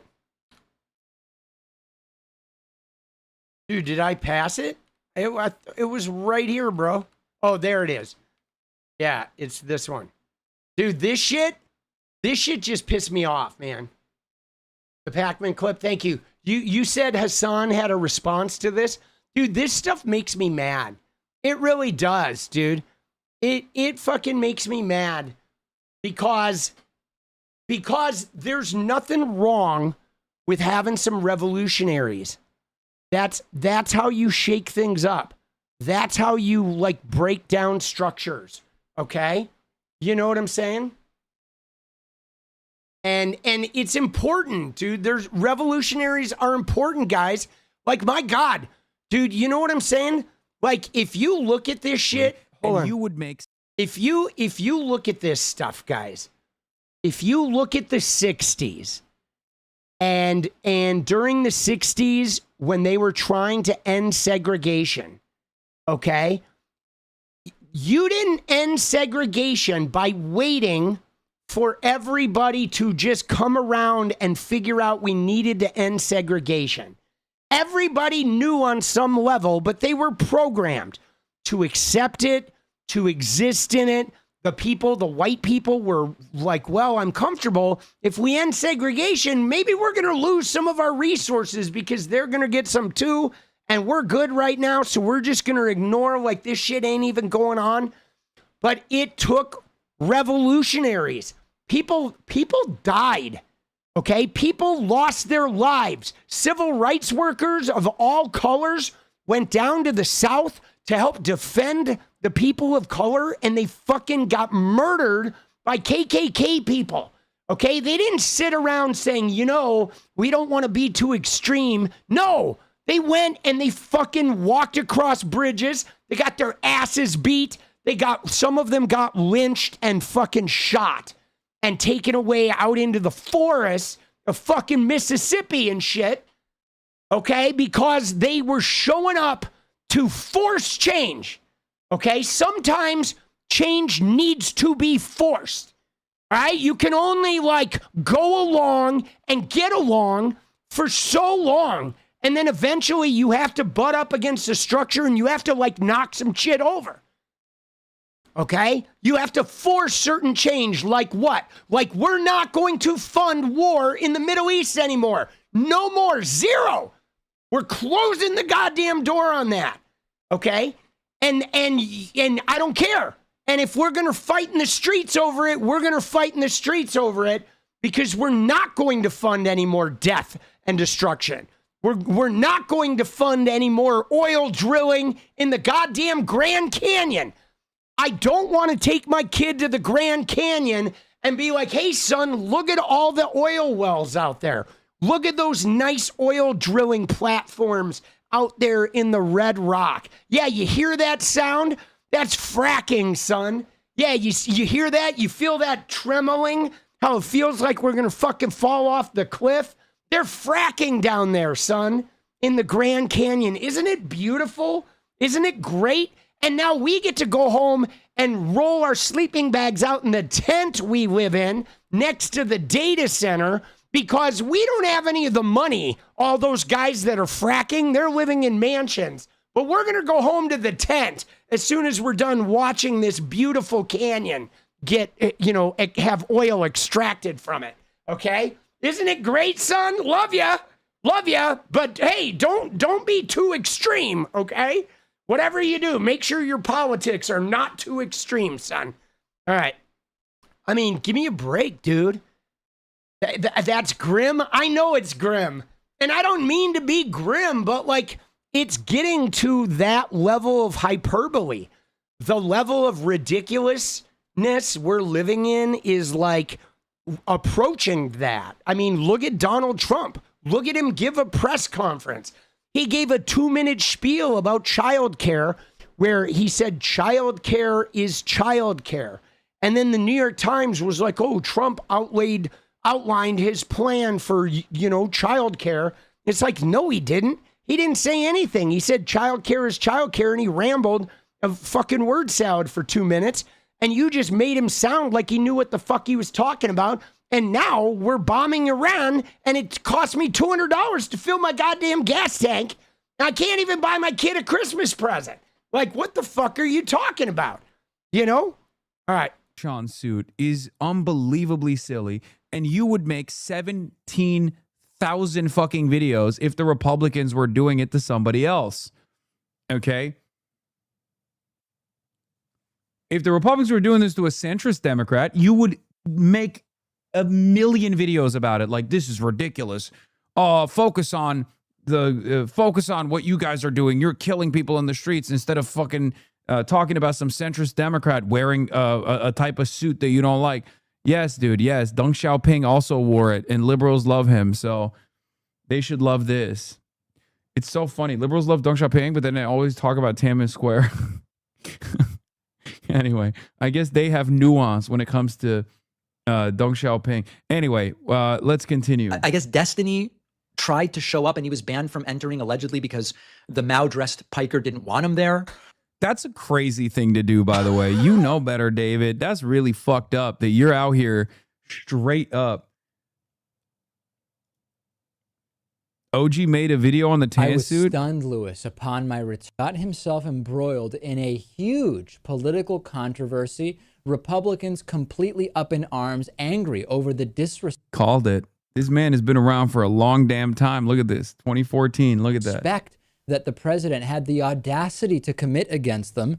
And what this was President the Obama tan suit. Wore a tan suit. Oh, that's it, David. I'm leaving the country. I'm defecting to North Korea. Republican Congressman Peter King went on an extended rant about President Obama's decision. Bro, if you were a thobe, will they say you're MBS? Yes. Anyway, nasty thing for him to do is to make it seem to his own audience that the guy who spent the last fucking 7 years stalking the living fuck out of me, who has actively said that I deserve death, that I have made statements that are worthy of killing, okay? He's worthy talking of about killing me. Destiny. Guy who has openly demanded people in his community stalk me everywhere I go. Guy who has said I should be bullied and humiliated and yelled at if I'm going out to protest. I'm sorry, David Pakman, you know that shit, okay? You know he's been doing that. And if David doesn't know that, he should hear about it, okay? Because that's crazy. David Pakman, I don't think you are in favor of the targeted harassment that this fucking sex pest has conducted over the last 7 years. Dude, the pause game here. Look at Pac-Man, dude. He paused Pac-Man with like permanent orgasm face, dude. Like, Jesus, put that thing away, bro.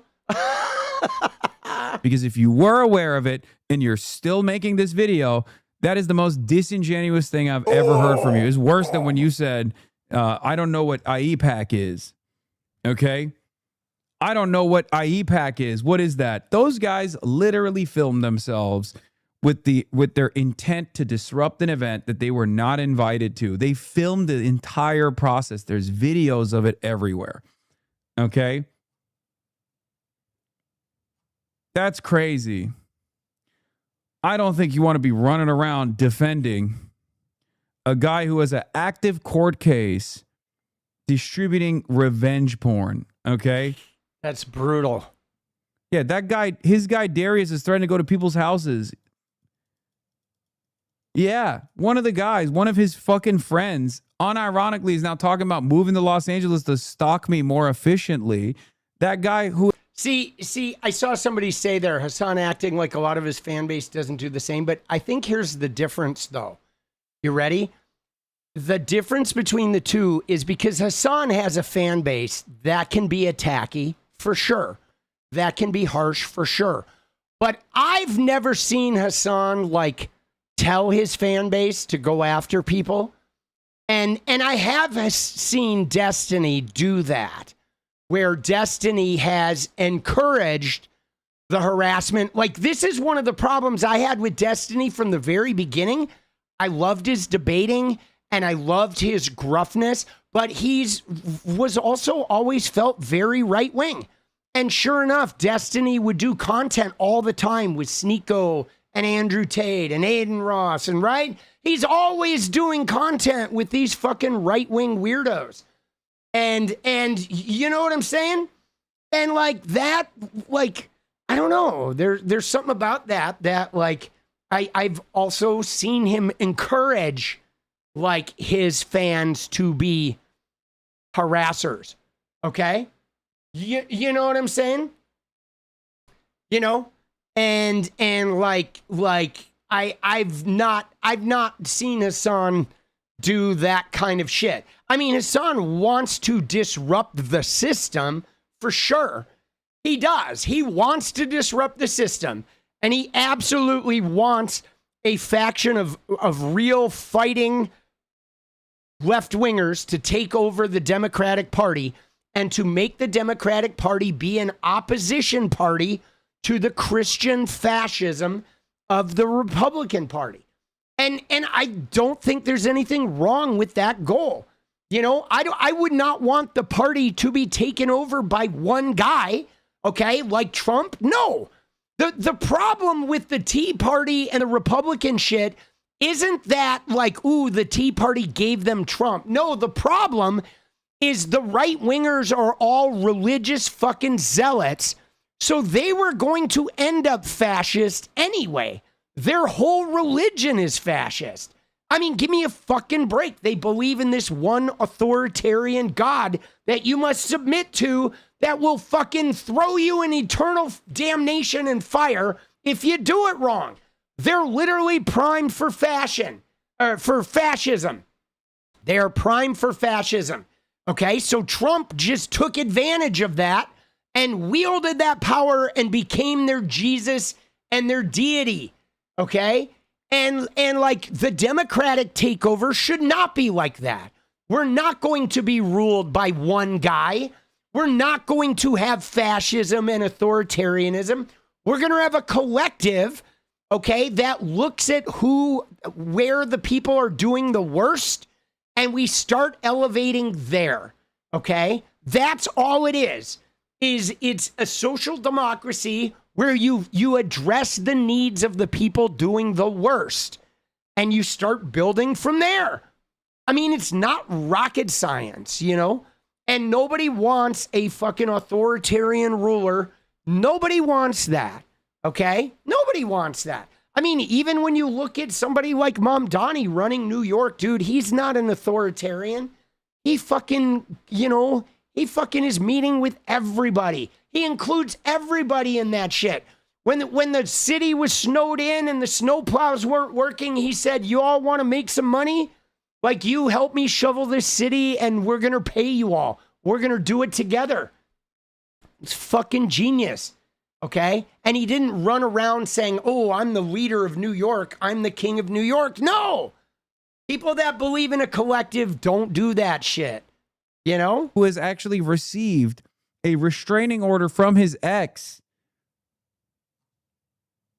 Come on, man.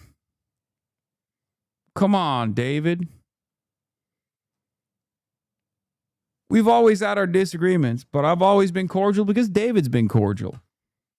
This is definitely, I don't think David, I'm going to be charitable. I'm going to go ahead and say, I don't think David knows the extent of the madness presented by this cult. Okay? I'm going to be charitable and I'm going to say that because if he did, he probably would not be defending this. Bro, come the fuck on. Okay, guys, just be fucking tactical. Oh my God, shut the fuck up. Republicans are going to put these clips everywhere. Like, people seem crazy when they see this stuff. And they are... Really, they did put the clips everywhere. We saw on Facebook, people fucking seemingly loved how stupid it was. They did this exact same thing to Fox News. Oh, another 𝗙cie controversy. So why don't you feel that way? Yeah, see, somebody said he's got you all against Pakman. Guys, I've been against Pakman for a while, okay? And not because I think Pakman is a bad guy, okay? I don't think Pakman is a bad guy. I don't. I honestly don't. I think Pakman is he's just not a fighter, okay? Pakman is not a fighter. He is a go along, and he is also in a wealth class and a social class that he can go along. And if it gets really bad, he's going to be unaffected. Okay. But he's a lip service guy. He says, I'm really progressive, but when push comes to shove, he's not going to sacrifice any of his pie in order to do the fight. You know what I'm saying? I mean, it's like, you know, if you're not willing to piss some people off, you're not going to get through the wall. You can't break new ground when you're worried about how you're going to be received. And guys, here's the thing, okay? You ready for this? The thing about this is the Republicans are going to call every Democrat a communist, a Marxist, a socialist, a demon, a fascist. They're going to say that we're going to cut their kids' dicks off. They're going to go up, down, left, and sideways, attacking fucking people for regardless of what we do. So we may as well do some shit that really matters. Because even if you try to do nice things that the Republicans don't think are extreme, they're going to lie about you being extreme. They called Obama a fascist. Okay? They did. They called Kamala Harris a Marxist. That woman is not a fucking Marxist, bro. And they called her a fucking Marxist. Like, give me a fucking break, dude.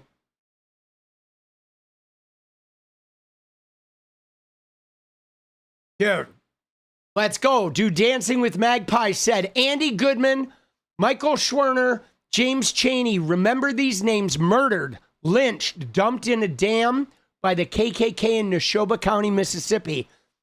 Remember all civil rights fighters. Yes. Yeah, man, I'm going to make a video about this, dude. Dude, I'm pissed. I am pissed. I am, dude. I'm just tired. I'm tired of like talking about being right. I'm tired of talking about change and then like not being man enough to vote for it. You know what I'm saying? I mean, even with the fucking 𝗙𝗪𝗓𝗪ce and 𝗪lie Stephens, okay? 𝗪lie Stephens right now is like, there's this huge rift in this, the mainstream Democratic Party wants 𝗪lie Stephens to win. But like, guys, $50 million is being spent on her behalf. So what are the people who are spending $50 million? What are they getting for their $50 million? They've got to be getting something. Why are they giving her $50 million? Right? And I mean, they keep using this clip from Obama where he says, yeah, 𝗪lie really helped with the auto bailout. That was 18 years ago, guys. What has 𝗪lie done in the last 18 years? Other than, right? And the United Auto Workers endorse 𝗪𝗟. So 18 years ago, 𝗪lie did something great in the auto industry, but like those auto workers don't endorse her. That union endorses her opponent. And what has she done in the last 18 years? Anything? She's had one in-person town hall since 2021. One. So she'll take $50 million from outside groups, and does she take meetings with them? Why do her constituents get one fucking town hall? You know what I mean? Like, don't tell me you're a candidate of the people. And like, right? I mean, dude, this shit is bugging me, boss. This video is about David Pakman, and I'm going to leave it mostly unedited because it is a rant, it is a rave, but you need to hear this. Sorry, I had to record a little stinger. I'm going to make a David Pakman video. So I needed a little like intro stinger there. I was feeling the vibe, right? I had to get that in there because I edit my videos from the live stream. So I needed that moment there. Dude, yeah, no, guys, I've been a little bit down on David Pakman for a while, and I haven't been openly voicing it because he hasn't really been an obstacle. But I have been, down on him since I watched the way he behaved after Trump won. With constantly trying to like act like he was being oppressed and then trying to monetize that, even though he's getting a Trump tax cut, and then like not acknowledging the real rift in the Democratic coalition and not wanting to meet and see people, like, because that's the problem, guys. Yeah, dude, there was the chorus, the dark money with the chorus, And you know, the problem though is we do have a reality. We're going to watch the Mamdani clip right now. We do have a reality that Benjamin Netanyahu is a war criminal, okay? And he has been determined by an international coalition to be a war criminal. And we've seen it. We've seen his handiwork, and we've been funding a war criminal. And he is like Trump's best buddy. And Joe Biden funded this shit, and much of America on both sides of the aisle are tired of funding that shit. And we in the Democratic Party need to become a party that will not fund that anymore. And if we don't become a party that will not fund the Middle East war machine, we are then going to destroy the Democratic Party. It is going to get destroyed. And whether that means Republican wins or not, I don't know. But we either become a party that ceases to fund that bullshit with our money, or this party is going to get wrecked, and it deserves it. Okay? We deserve it. We should not be funding endless wars in the Middle East. Jordan and Syria and Iran and Iraq and all of the Arab nations and the Palestinian people, right? And the people in Gaza and the West Bank should be free from oppression, free from walls and blockades and people stopping food and supplies from getting in there. They shouldn't be attacked willy-nilly. They shouldn't have some crazy fucking guy like 𝗏𝗃𝗃 talking about like 1,000 Lebanese women need to shed tears because one Israeli mother did or whatever. Like, no more of that shit. If you want to do that shit, get your own goddamn money. Okay? It's like real simple. You ready? I fund my kid. I love my kid. He's looking for a job in New York. I fund the shit out of him. If my kid starts warring with people, if he starts going to jail, beating up his neighbors, stealing shit, creating havoc, I'm going to stop funding my kid. Okay? I'm not going to fund my kid if he takes the money I give him and uses it to fucking harm his neighbors. Okay? I'm not going to do that. I'm going to fund my kid while he's out there like fucking communing with his neighbors and being a good human being. You know? And dude, I think we should have the same funding philosophy for our allies. And instead, what are we doing? We're threatening Canada because of the fires, which, by the way, British Columbia is inhaling the smoke from our West Coast fires right now. All right? But we're fighting with Canada and threatening Greenland and threatening NATO and defending Putin and funding war in the Middle East. And we've been funding war in the Middle East. You ready? I'm going to sum it up right now, guys. When I turned 21 on my 21st birthday, my country was at war in the Middle East. And part of it was because of Israeli security interests. Okay? It was said as like a liberation of the people of Kuwait, but it was really about Israeli security and it was about oil. When I turned 21, I had a kid at 35. When my kid turned 21, his country was at war in the Middle East. Lying about, you know, fucking whatever, getting rid of a regime that killed protesters or like harmed women. But his country was in a war over Israeli security interests and oil. Isn't that crazy? Isn't that nuts? Dude, when I was 21, when he was 21, the same shit. The same fucking shit, boss. That is insane, guys.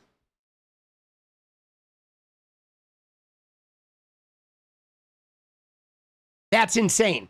Like nothing changed, man. You know what I mean? You know? Nothing changed. It's like, and dude, there's no reason, okay? There's no reason that we can't stop funding that shit. Like, okay, Netanyahu, Ben-Gvir, you want to keep warring? Fine. Do it on your own dime. Okay? Do it on your own fucking dime. All right, let's watch the Mamdani clip. I have this one saved. All right? I do. This one, Natalie, I have saved. All right? I commented. Benjamin Here it is. Netanyahu is All right, here we go. Benjamin Netanyahu is a war criminal. All right? You ready? Here we go. Watch this. Benjamin Netanyahu is a war criminal, the architect of a horrific genocide against the Palestinian people. He is responsible for the killing of more than 73,000 people, for the maiming of 10. Hold on. I want to see it so the subtitles are visible. All right, let me get this set up here. There we go. I want the whole thing visible on screen. All right, there we go. You ready? Here we go. Now we're going to watch it. Here we go. Benjamin Netanyahu is a war criminal, the architect of a horrific genocide against the Palestinian people. He is responsible for the killing of more than 73,000 people, for the maiming of tens of thousands of children as those who survive undergo amputation without anesthesia, for the targeting of neonatal hospitals and maternity care centers, denying newborns even the chance to live, for the countless people he starved as he blocked food and humanitarian aid from reaching them, for the gunning down of hundreds of aid workers and journalists. And just last month, the UN confirmed that Palestinian children continue to be deliberately targeted and killed by Israeli armed forces, more than 8 months after the so-called ceasefire. The list goes on and on, all as we, as Americans, pay for the bombs that do the killing. There is a reason the International Criminal Court issued a warrant for his arrest.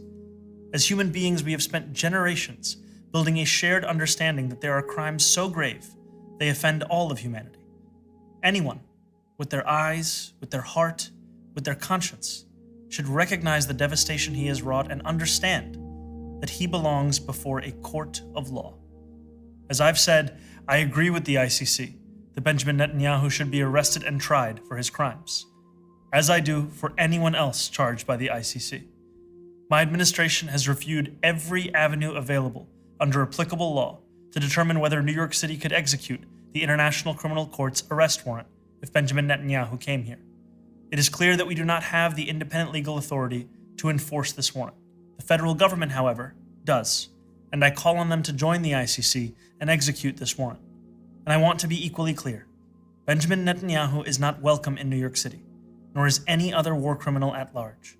While we cannot end the genocide on our own, we can decide whether our silence will become another weapon, and we can examine every tool we have to defend the humanity and dignity of all people. That is my commitment to you.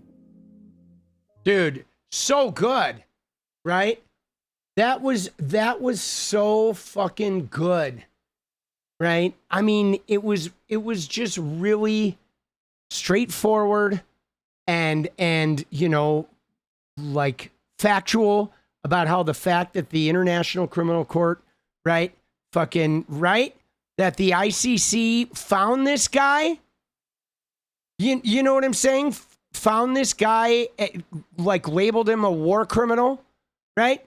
That the International Criminal Court labeled him a war criminal and that he fucking, you know, believes them, right? Agrees with them, and that people that they label war criminals, he doesn't want them in New York. And he does not have the authority to arrest him, but the US government does. And that is, you know what's amazing about this, guys? There's two things about this. Hold on, let me take care of this itch. But there's two things about this that are incredible.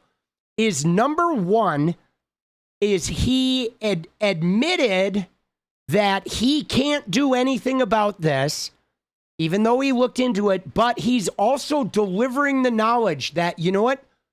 The US can, the federal government can arrest Netanyahu and execute the warrant.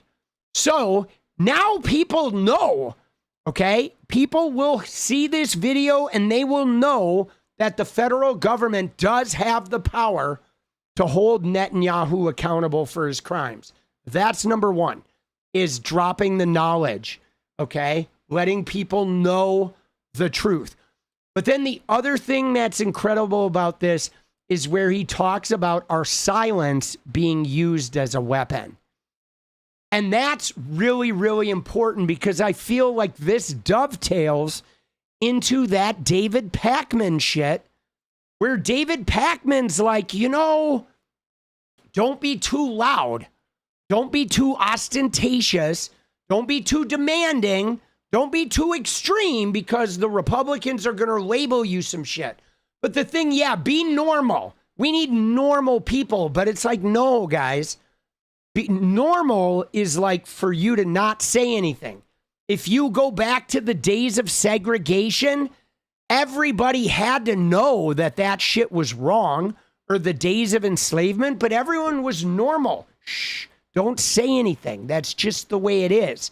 That's the way it is. Yeah, we know it's like not good, but shh, be normal.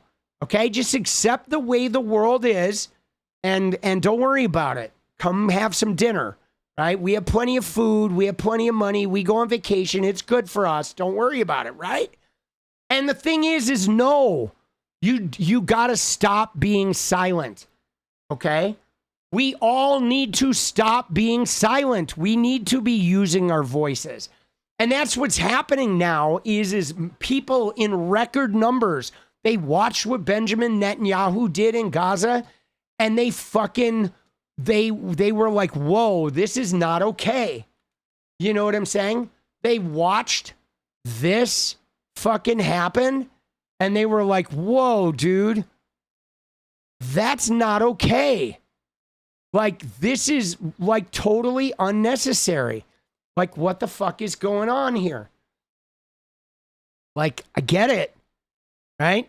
Some terrorist guys did some really bad shit on October 7th, and that fucking sucks. And find the fucking guys who did that shit and, like, punish them. But, like, whoa, dude, this is an answer? Like, yo, I mean, if somebody from Hillsboro, Oregon comes and murders my family, I'm going to be fucking heartbroken. I'm going to be upset. That does not mean I'm going to go and take Hillsboro, Oregon, and I'm going to fire missiles into the whole goddamn city, and I'm going to destroy the entire fucking city because some shitty people from Hillsboro came and hurt me, okay? That's not how it works, guys. You don't do this unless you wanted to do this. Okay, this is not a normal reaction to tragedy. Okay, you don't do this kind of devastation unless you fully intended and have always wanted to level everything. Okay?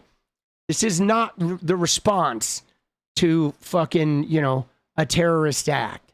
Okay? This is an overkill. This is a fucking decimation of wanting to completely destroy an entire fucking region. You know what I mean?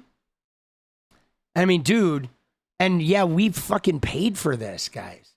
We paid for all of this, bro. And they've been like, now they're trying to do it to Lebanon. And we're trying to do it to Iran. After we did it to Afghanistan, and after we did it to Iraq, and now we're threatening to do it to Cuba. We threatened to do it to fucking Venezuela. We're threatening fucking Greenland. Where does it end? Like, yo, we did this shit in America. I owned property right now in Portland, Oregon, because we did this to a bunch of native people who helped us farm and helped us fucking, helped us when we arrived here. Right? Isn't that fucked up? Like, what are we doing, dude? Like, we got to stop the colonizer shit. Dude, Walday, let's go. Dude, Walday's dropping gifted memberships. Dude, thank you, Walday. Appreciate you. 5 gifteds from Walday. Let's fucking go. Let's go. Welcome to the new members. Dude, that shit means a lot. Welcome, guys. Dude, yeah. And so, like, man, and again, I saw something, guys. You ready for this? Okay? You ready? Look at this. Dude, Katie Mullins. Let's go, baby. Oh! Katie Katie Mullen said, thank you for covering this, Tommy. I've never seen Hasan advocate for violence. He has to deal with haters when streaming while advocating for universal health care, taxing the rich, including himself, and world peace. Yes, I have never seen Hasan advocate for violence either. The only thing I have seen Hasan do that rubs people the wrong way is when oppressed people react violently, Hasan, in addition to condemning their violent reaction, he will also understand how oppressed people will react with violence. And this is factual, okay? If you take any neighborhood in America and you bomb the shit out of it, starve them of resources, make them oppressed, you put the military and the cops in there to harass the people, you put a fence around that neighborhood, those people will eventually get violent and they will fucking try to bomb those guys, okay? Any neighborhood. It wouldn't matter what color they were, wouldn't matter what income range they are. If you oppress the shit out of people long enough, they will get violent. That's a normal reaction, okay? If I beat the shit out of my kid and deny him any form of fucking satisfaction his whole life, one day he's gonna take a swing at me. And when he does, I actually do deserve it. Okay? So, like, you know, I mean, I've definitely seen people on the left have that kind of nuanced understanding where they look at violence that happens and they see, yeah, that's the end result of oppression. And like, there's nothing wrong with seeing it. That doesn't mean you're endorsing the violence. It just means you understand how the mechanisms work. Okay? Dude, thank you, Katie. Appreciate you, boss. Again, thank you so much. Let's go. Let's fucking go, dude. Katie's coming in, dude. Elf has been quarterbacking all night.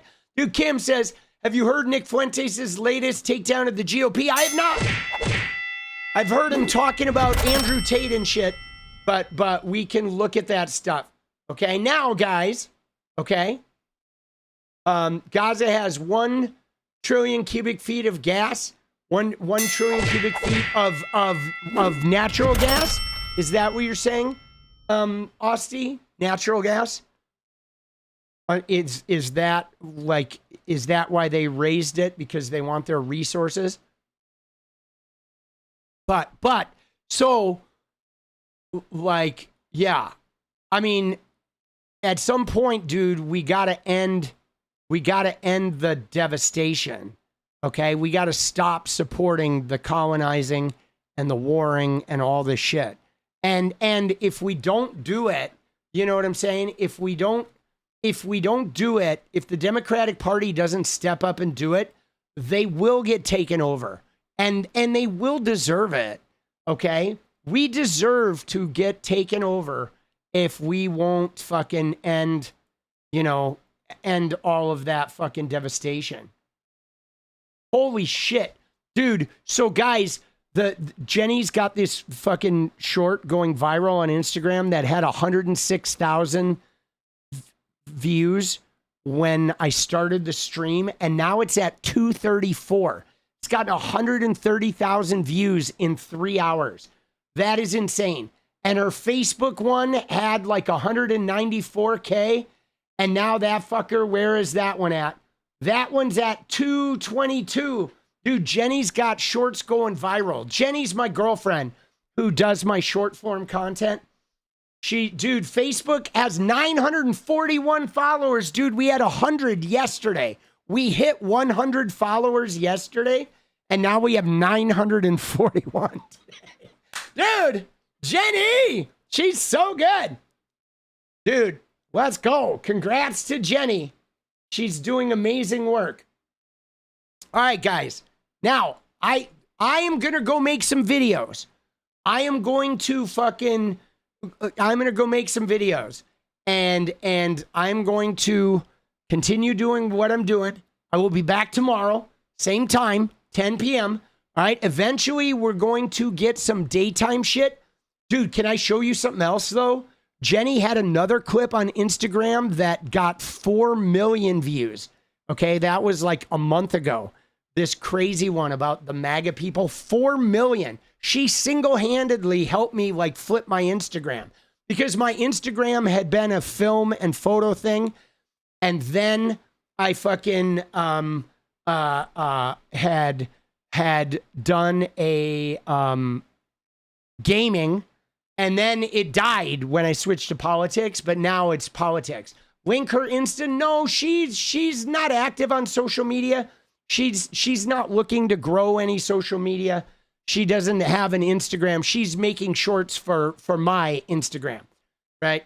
So that is the link is down in the description, right? But she's not like she's not active on social media.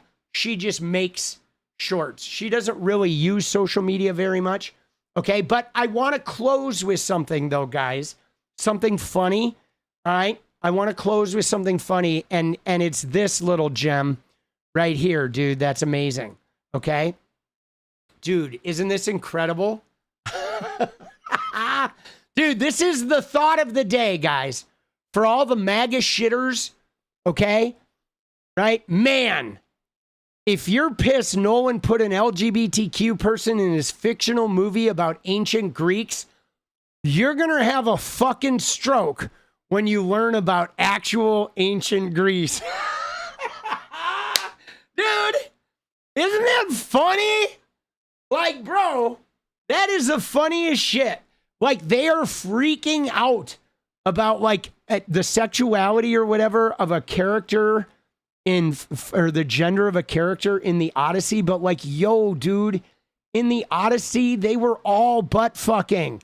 All of them were, dude. You know what I'm saying? All of those kings and those great warriors were fucking banging each other in the ass.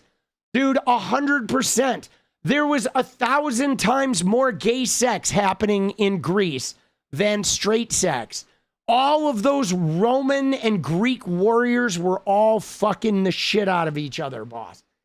Like, are you joking? You know what I'm saying? Like, yo, dude, come on. Come on. Right? It's like, get over yourselves. You fucking idiots. Honestly. Honestly, people. What are we doing? Right? Dude. All of them. Yeah, it wasn't taboo. Nobody cared. The only issue they had, guys, is, and they had issues though. It was fucked up because they were going after young people, which was problematic. But they had a social class, which meant that like a rich guy could fuck a poor guy, but a poor guy couldn't fuck a rich guy. Okay? Right? That's the way it was. The poor guy could get fucked, but if a rich guy got fucked, he had to get fucked by a rich guy and a powerful guy because it was a social class. That's where it got weird. So what you had, you know what you had? You had a bunch of rich guys that were secretly getting fucked by poor guys because it was like dirty and wrong. Like always, you know? I mean, dude, right? The jank short? Yeah, the jank short is the one that's doing good. And before that, though, let me just stroll over to the Instagram page to show you. So here's the short that's doing good now. Is this jank short? That's got 100,000 views today. But then look at this one, dude, from Jenny. Right here, look at this. Let me show you this, dude. We're going to scroll down because she's had a bunch go off. But let me find you the one that the big boomer. Okay? Dude. Right there. Look at that. 4 million, dude. Isn't that nuts? 4 million right there. Dude, that one is crazy. Right? That is the most viral, like, that's the most viral Instagram piece of content. The only thing I've had bigger than this was on TikTok gaming. Okay, on my gaming TikTok, right? If I go to my gaming TikTok, right? If we go to the gaming TikTok, this is from years before, okay? I don't use this fucking TikTok anymore, but if we go to the gaming TikTok and we look at these, I had some like 6 million, 5 million, right? And a lot of 3 million, 3 million, right? I had a lot of like big 4.5 million. I had a lot of big gaming. Like, dude, my gaming shit went off, bro. I was like so fucking, right? So that's the only thing that's been bigger than, right? That's the only thing that's been bigger than that. Play what? Play the Instagram reel? Dude, you guys, oh, you don't have Instagram? Yeah, dude. It's also on Facebook, and it's on, or no, it's not on Facebook.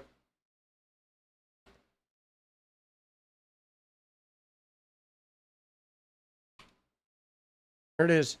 It's just me reading this thing, right? I think he is amazing. Okay. My truck. Dude, how do you not have Instagram? That's weird. Here. I think he is amazing. My truck used to hold. Look at this shit right here. I think he is amazing. My truck used to hold $59 worth of gas, and now it holds 120. I don't know how he did it, but he is amazing, and I plan on voting for him again. Oh shit. Bro, dude, that is literally like the story of MAGA. Look at this shit right here. Dude, that's it. That's it. Oh, shit. That's the one. 4 million, dude. Isn't that crazy? Oh, shit. Let's go. I used to think you're too old for gaming. Oh, yeah. I mean, dude, I started gaming. I started streaming gaming when I was 49. And by the time I was 51, all of our debts were paid off, right? We had like over $100,000 in debt from remodeling the house and shit. And all of that like got paid off. But dude, yeah, we just got to 40K on Instagram. Let's go. Dude, I have a goal. I want my goal, guys. I don't really care about the size of anything, but I want 1 million. I want 1 million on Instagram. Okay, that's what I want. I've always wanted 1 million on Instagram because it's really hard. Like when you have 1 million on Instagram, you're like really known. Okay, that is the level of like known that I want to be, is to be 1 million on Instagram. That's my barometer. All right, that's one goal that I have. I don't worry about so much. I feel like if I can get myself to 1 million on Instagram, all my other platforms will be fucking right in the right spot. Got off all socials because it was affecting your mental health. See, that's good, guys. I think, guys, if social media is not good for your mental health, you should get off of it. Okay? Don't go on there. Don't go on there like if you feel like you have to. Like, don't. If it's bad for your mental health, get off. Okay? Seriously. Right? I go on social media because I fucking love that shit. I like social media more than I like real life. I do. I'm fucked up. But I am like a digital virtual space kind of guy, dude. I live for that shit. I always have. I've got on it like back in Friendster and MySpace, dude. My band MySpace was big, dude. We had thousands of fucking followers. I used to book tours with that shit. I love it. I like the virtual world. Not everybody likes it, dude. I like the virtual world. I know IRL is goated, but like, dude, I've done IRL. I like virtual. I do, man. Let's go. All right. Dude, it's not for everybody, but I love it. All right, you ready? Now it's time for a little deja vu, though, guys. It's time for that dance party, boss. Dude, it's 200 degrees in here right now. I shit you not. Dude, trolls and politics killed Facebook. Dude, Facebook is crazy. Facebook is so right wing. I will tell you now, though, I don't use Facebook. I just grow it. I'm just growing Facebook. I don't really use it though. It's so toxic. Like it is so, oh my God, the Facebook world. Everybody writes like 100 paragraph, like fucking, right? If somebody responds to you on Facebook, it's like 50 paragraphs. You're like, yo, dude, like, how much time did you spend writing this? You know what I mean? Like, you need to figure some shit out.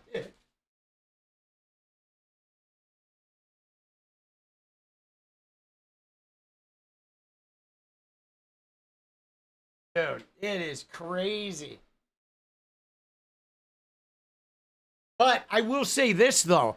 If you're doing politics, you ready for this, guys? Let me just tell you this.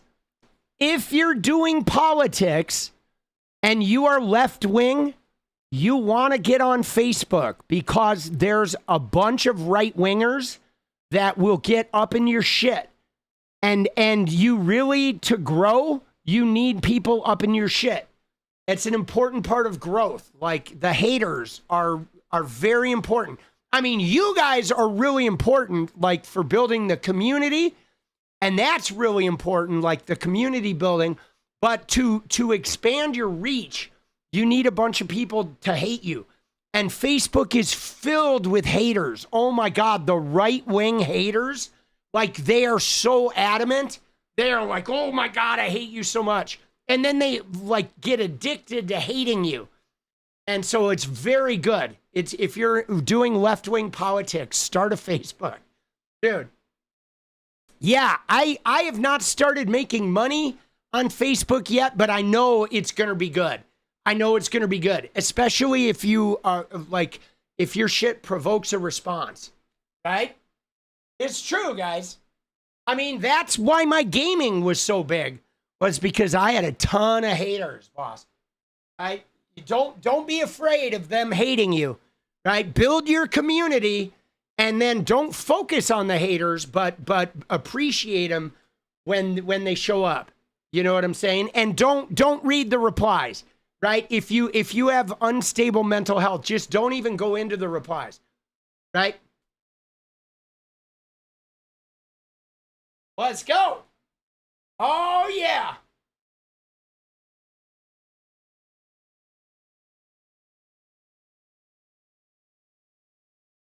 All right, you ready?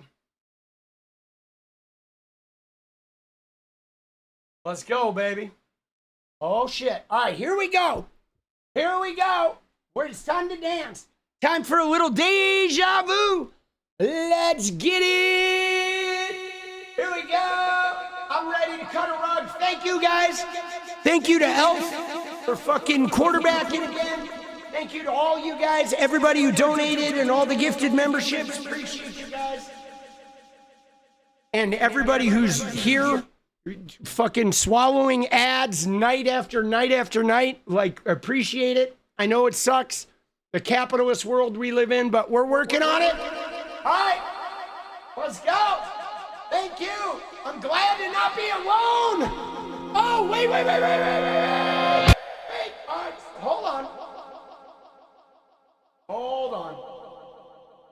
Gotta do something here. I gotta turn the lights. I gotta get the lights. There we go. Oh, that's how we like it. Oh no. Never mind. Dude, I'm losing my mind, dude. I forgot that this is the dance lighting. All right, never mind, dude. I'm losing it. All right? It's the heat. All right, now we go. Let's go. Let's get it. Here we go. Oh.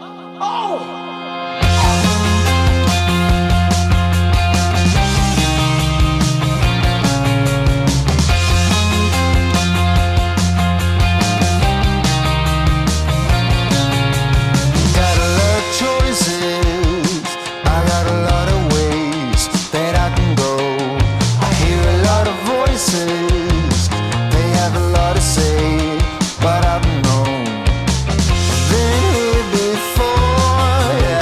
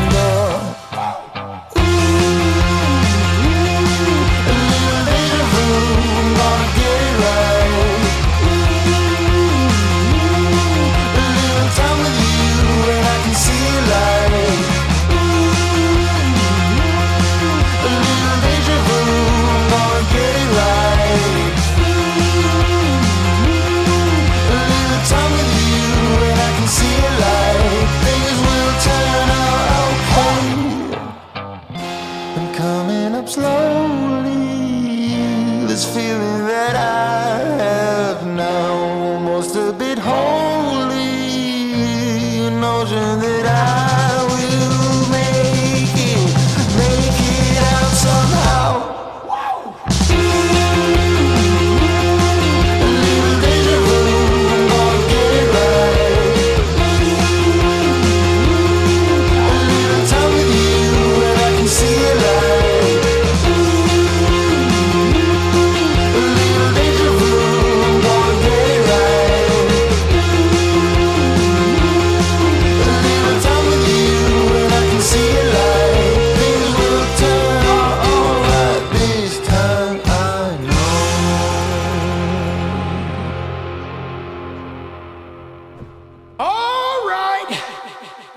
Let's go.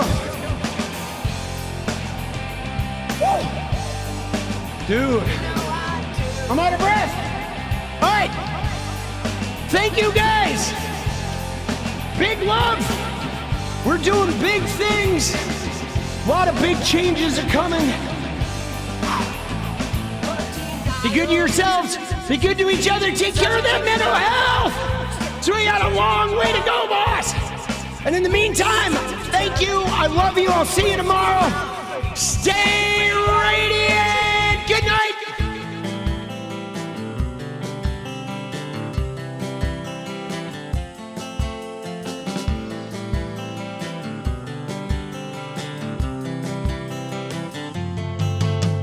Hey, I just want to change the world.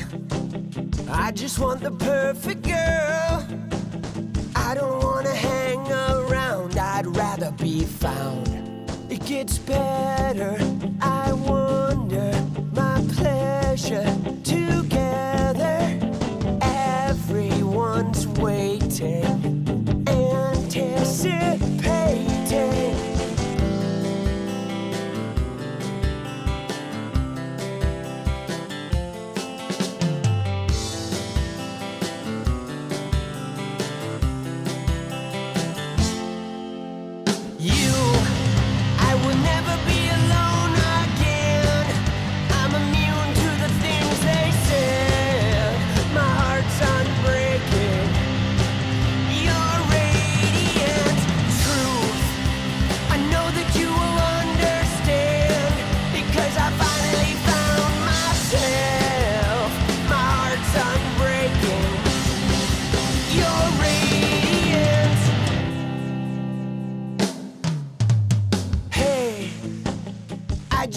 Change the world, but I'm not gonna wait my turn. I don't ever want to come down, I'd rather be found. It gets better, I wonder, my pleasure together. Everyone's waiting, anticipating.